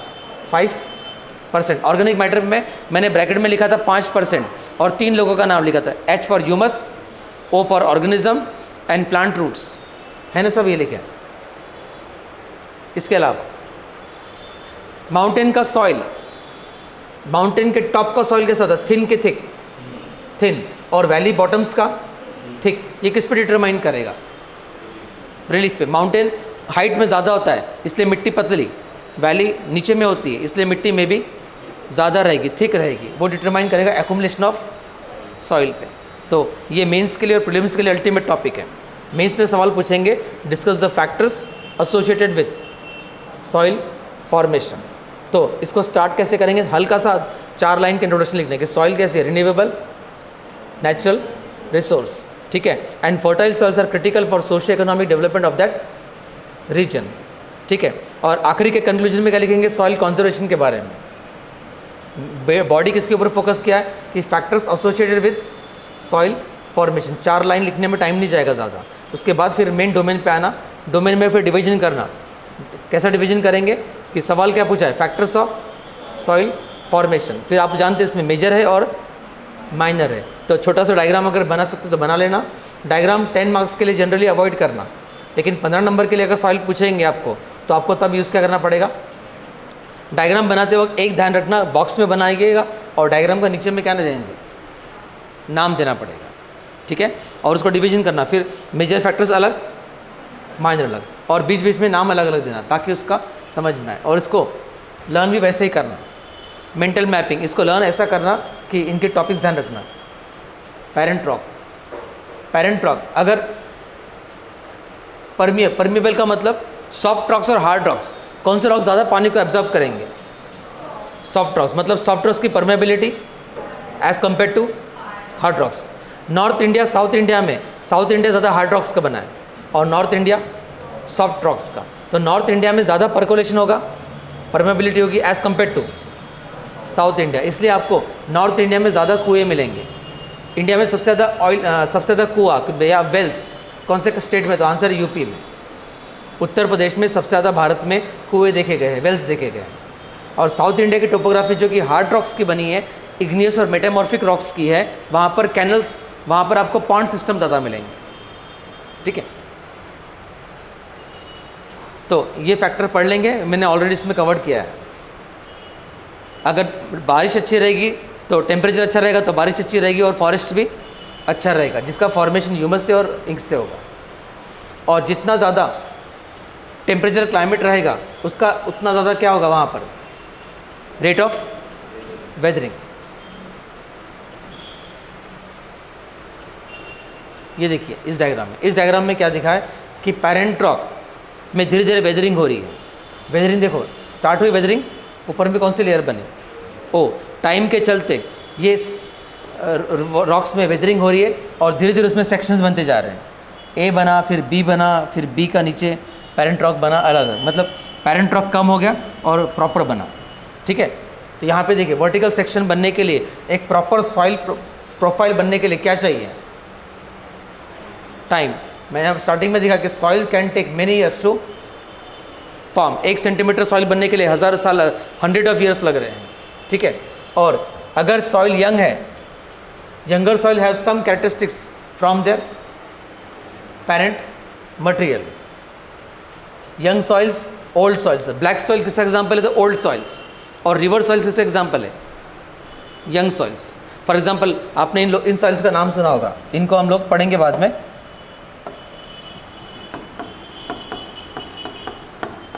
ब्लैक सॉइल,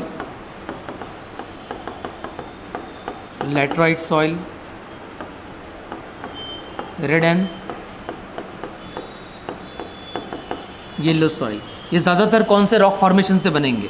तो रॉक फॉर्मेशन का नाम है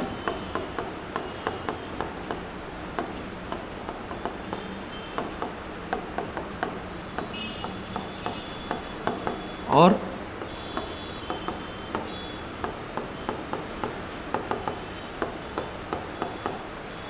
इन रॉक्स का वेदरिंग होकर ये सॉइल्स बनेगी। और ये सॉइल्स पुराने हैं, क्यों? क्योंकि इनकी ज्योग्राफी भी कैसी है? पुरानी है। तो इनको हम ओल्डर सॉइल कहेंगे कि younger soils? Older soils. Younger soils कौन सी होगी फिर? जिनका टाइम नया है कि पुराना है? ये लेटेस्ट है कि ओल्डेस्ट है? लेटेस्ट है। यंग सॉइल में आप कह सकते हैं रिवर सॉइल्स, या फिर रिवर सॉइल का दूसरा नाम क्या है? Alluvial soil. इंडिया के ज्योग्राफी में 43% एरिया किसका है? एलिवियल सॉइल का। और एलिवियल सॉइल कौन सी सॉइल होती है? यंग सॉइल होती है। Alluvial soil is most young soil. अब यंग सॉइल जो रहेगी तो उसका सॉइल प्रोफाइल प्रॉपर रहेगा क्या? नहीं। जो सॉइल ज़्यादा ओल्ड है उसका सॉइल प्रोफाइल कैसा रहेगा? प्रॉपर। मतलब इन सबका आपको क्या मिलेगा? प्रॉपर हॉरिजन मिलेगा। Proper soil profile, vertical section और हॉरिजॉन्टल सेक्शन दोनों अच्छे रहेंगे। लेकिन इनमें रहेगा क्या? नहीं। इसलिए टाइम सबसे इंपॉर्टेंट है। Young soil, alluvial soil India में 43% एरिया में क्या दिखी जाती है? Young soil. और यंग सॉइल ज़्यादातर किससे थ्रू बनी है? तो विच रॉक्स?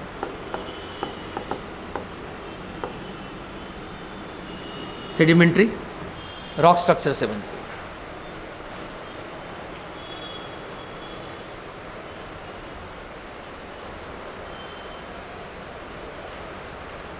तो किसका सॉइल प्रोफाइल अच्छा रहेगा? ओल्ड की नए, ओल्ड की यंग का? ओल्ड का। Black soil, laterite soil, red और येलो सॉइल। जहाँ पे बहुत ज़्यादा रेड और येलो सॉइल से जहाँ पे ज़्यादा बारिश होती है वहाँ पे रेड, थोड़ी कम बारिश होती है वहाँ पे येलोइश। इंडिया में ज़्यादा कौन सी सॉइल मिलेगी? तो आपको कहना है एलिवियल सॉइल। सेकंड नंबर पे ब्लैक, थर्ड रेड, या कभी कभी रेड और ब्लैक आगे पीछे, ज़्यादा नहीं, दोनों का परसेंटेज में माइनर वेरिएबल्स। नेक्स्ट, अब सॉइल का इशू देखते हैं। इंडिया में सॉइल के 2 सबसे बड़े इशू है। एक का नाम है सॉइल का इरोजन और दूसरे का नाम है सॉइल का कॉम्पैक्शन। जनरली बुक्स में किसके ऊपर फोकस किया? सॉइल के इरोजन पे, ना कि कॉम्पैक्शन में। इवन सॉइल पे आपने अभी देखा है ऐसी लेयर बनती है सॉइल क्रस्टिंग। सॉइल क्रस्टिंग का फोटो देखो।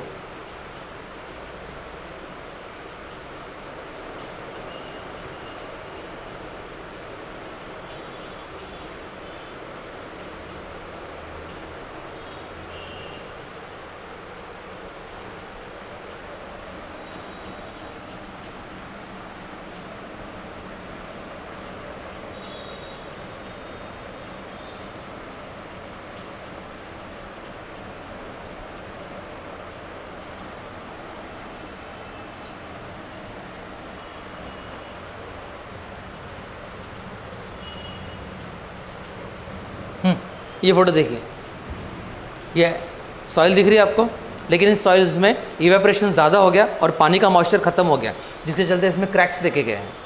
उसमें से ये ऊपर का लेयर निकल सकता है कि नहीं? ये देखो, ये निकला ऐसा। इस लेयर को क्या कहेंगे आप? Soil crusting. इसको क्या कहेंगे? Soil crusting. ये देखिए किसका फोटो है? ये सॉइल क्रस्टिंग। तो इंडिया में सॉइल के 3 इश्यूज़ का नाम बता रहा हूँ। सॉइल क्रस्टिंग 1, दूसरा सॉइल इरोजन 2, और तीसरा सॉइल कॉम्पैक्शन। सॉइल कॉम्पैक्शन ये इंडिया के सबसे इंपॉर्टेंट इश्यूज़ है जो इंडिया के सॉइल के क्वालिटी को इम्प्रूव कर रहे हैं कि डिग्रेड कर रहे हैं, डिग्रेड कर रहे हैं।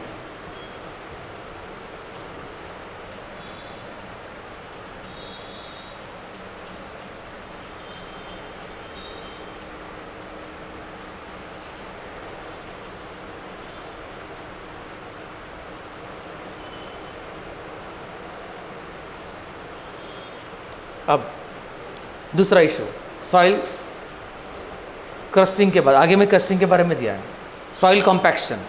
ठीक है, अब इस डायग्राम में देखिए, इस डायग्राम में यहाँ से गाड़ी जाते हुए दिख रही है, गाड़ी के टायर दिख रहे हैं, और यहाँ की सॉइल देखो, दोनों सॉइल में कहाँ पे कौन सी सॉइल कॉम्पैक्ट हो चुकी है? ये वाली सॉइल कैसी हो गई? Soil compact. मतलब इस सॉइल के अगर मिट्टी का एक दाना, मिट्टी के एक दाने में कितने कॉन्स्टिट्यूंट्स होते हैं? 4।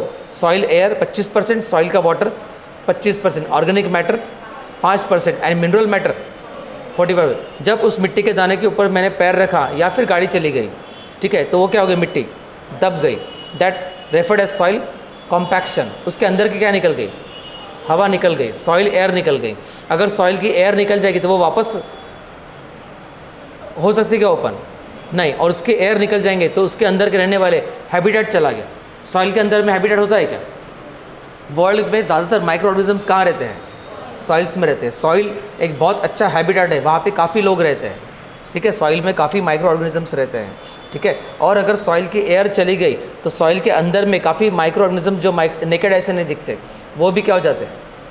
चले जाते हैं। इसलिए सॉइल में एयर होना भी ज़रूरी। सिर्फ सॉइल को सिर्फ पानी नहीं चाहिए, सॉइल को किसकी आवश्यकता होती है? एयर। आप देखो ना, गमले के नीचे में आप छेद करते हैं हम लोग, ताकि पानी भी निकले, और बार बार ऊपर नीचे करने से क्या होता है? सॉइल एयर भी मेंटेन होती है। ठीक है, आप एक गमले को सिर्फ ज़्यादा पानी दो और उसको बंद कमरे में रखो तो चलेगा क्या? उसको एयर भी उतनी ज़रूरी है।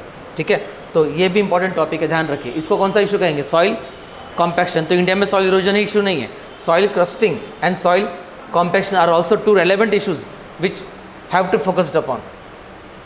इस डायग्राम में देखिए, इस डायग्राम में मिट्टी के दाने में गैप दिख रही है, और इस गैप में क्या घूम है? वाटर भी है और एयर भी है। मतलब 25% वाटर 25% एयर है। लेकिन ऊपर से इस नॉर्मल सॉइल में क्या आ गया? कॉम्पैक्शन आ गया, कोई हेवी लोड चला गया, जिसके चलते वहाँ पे ना एयर रही ना मॉइस्चर, और सॉइल कैसी हो गई? कॉम्पैक्ट। डेफिनेशन देखिए compaction. Compaction, soil erosion, soil crusting, ये सब क्या है? तो तीनों प्रोसेस है। लेकिन ड्रॉट क्या है? प्रोसेस की सिचुएशन। सिचुएशन, ड्रॉट क्या है? एक सिचुएशन। ठीक है, तो सॉइल कॉम्पैक्शन क्या है? तो प्रोसेस जहाँ पे स्ट्रेस अप्लाइड हो रहा है, कहाँ पे? सॉइल पे, जिसके चलते सॉइल कैसी हो गई? कॉम्पैक्ट हो गई, उसका एयर निकल गया और उसके पोर्स भी कैसे हो गए? बंद हो गए। ठीक है, सॉइल की एयर निकल गई, सॉइल का मॉइस्चर निकल गया। थर्ड इशू है इरोजन, द रिमूवल या फिर removal of top layer of soil, removal of top layer of soil by natural process plus human activities called soil erosion. World में ज़्यादातर सॉइल इरोजन कौन सी activities कर रहे हैं? Human activities. दूसरा, सॉइल इरोजन में भी कर सकता है नेचुरल प्रोसेस, जहाँ पे सॉइल का कौन सा लेयर जा रहा है? Top soil. ठीक है, और ये कौन लेके जा रहा है? मे बी वाटर एजेंट हो सकता है, दूसरा विंड एजेंट भी कर सकता है। ठीक है, इसके अलावा आप ये भी कह सकते हैं सॉइल इरोजन का थर्ड डेफिनेशन कि soil erosion means of upper layer of soil. मुझे सिर्फ कौन सा लेयर बताना है? अपर लेयर, या फिर आप सिंपल लिख सकते हैं removal of top layer of soil is called soil erosion, generally by natural activities and man made activities. Next वो लिखने के बाद क्या? तो सॉइल किसका प्रकार है? तो soil is a soil erosion is a type of, even soil compaction and soil crusting is also type of soil degradation, and soil degradation is a basically type of land degradation. कौन कौन से agents है जो soil को क्या करेंगे? Degrade करेंगे। उनमें से एक वाटर हो सकता है, आइस हो सकता है, snow, air, wind, plants, animals और इवन ह्यूमन्स हो सकते हैं। इससे क्या होगा? तो सॉइल की क्या खत्म हो रही? क्वांटिटी। ठीक है, तीनों एरियाज़ में सॉइल की क्वालिटी ख़राब हो रही है। सॉइल की यूटिलिटी भी खराब हो रही है, सॉइल की फर्टिलिटी भी खराब हो रही है। कौन सा उसे नाम लिया मैंने? यूटिलिटी। इंडिया में दिन ब दिन सॉइल का क्या हो रहा है? क्वालिटी तो ख़राब हो रहा है, साथ साथ में सॉइल की यूटिलिटी भी खराब हो रही है, सॉइल की फर्टिलिटी भी खराब हो रही है। और सॉइल की फर्टिलिटी क्यों खराब हो रही है? क्योंकि हम लोग क्या यूज़ कर रहे हैं? फर्टिलाइजर्स। हमको मैन्योर ज़्यादा यूज़ करना चाहिए कि फर्टिलाइजर्स? मैन्योर्स, जो ऑर्गेनिकली मैन्योर्स बनते हैं उनको यूज़ करना चाहिए, ना कि ज़्यादा फर्टिलाइज़र। पर इंडिया में कंजम्पशन इतना ज़्यादा है, डिमांड इतना ज़्यादा है कि जल्दी जल्दी प्लांट्स बढ़ना चाहिए, उसके हम लोग क्या यूज़ करते हैं? Industries made fertilisers. Last topic, soil erosion के 4 टॉपिक, स्प्लैश, शीट, रिल और गली। ये भी प्रीलिम्स में पूछा था, ठीक है। वैली कैसी बनती है? वैली ऐसी नहीं बनती। वैली की शुरुआत कहाँ से होती है? तो इरोजन से। और उसमें पहला कौन सा है? स्प्लैश। जब पानी की एक बूंद मिट्टी पे गिरती है, तो अगर पानी का बूंद, रेन वाटर अगर ज़्यादा हेवी है या ज़्यादा बड़ा ड्रॉप है, तो उसकी ग्रेविटी भी कैसे रहेगी? ज़्यादा रहेगी। और जितने स्पीड से मिट्टी पे गिरेगी, मिट्टी आसपास के एरियाज में क्या हो जाएगी? डिस्प्लेस हो जाएगी। वो कौन सा इरोजन हुआ? स्प्लैश। इसका फोटो देखना, स्प्लैश इरोजन का। स्प्लैश इरोजन के बाद धीरे धीरे पानी बरसेगा, ठीक है। धीरे धीरे वहाँ पर क्या आ जाएगा? पूरे ज़मीन पे पानी का पहला लेयर आ गया, वो क्या हो गया? शीट। धीरे धीरे पानी अपना फ्लो पकड़ लेगा और एक दिशा से जाएगा जहाँ पे स्लोप मिलेगा, वो क्या हो गया? रिल। और धीरे धीरे स्लोप जैसे ही मिला और पानी की रफ्तार बढ़ती गई, वो क्या करती चलेगी? गली बनाएगी। गली बाद में क्या बनती है? वैलीज़ बनती है, ठीक है। तो वैलीज़ अलग अलग प्रकार के होते हैं, कोई वी शेप्ड होता है, कोई आई शेप्ड होता है, कोई यू शेप्ड होता है, ठीक है। वैलीज़ अलग अलग होती है। वैलीज़ के टाइप्स देखिए, घर जाके आप मे भी इसको देख सकते हैं। गॉर्ज का मतलब क्या होता है वो देखिएगा। वैलीज़, कैनॉन,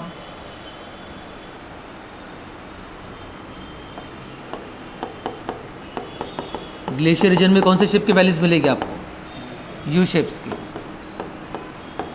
नॉन ग्लेशियर मतलब सह्याद्री कैसा है? नॉन ग्लेशियर, वहाँ पे कौन सी शेप की वैली मिलेगी? U shaped. कभी कभी वैली कौन से शेप की हो सकती है? आई शेप्ड के भी हो सकती है। इवन पानी के अंदर एरियाज में भी आपको, समुद्र के अंदर में भी क्या मिलेंगे? तो इवन सी के अंदर में भी हमको ये वाले मिलेंगे।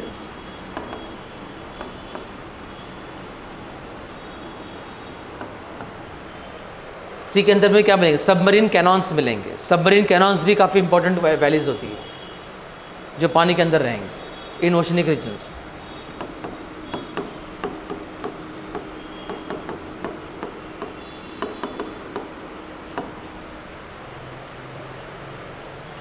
लेकिन वैली बनने की शुरुआत इन प्रोसेस से होती है।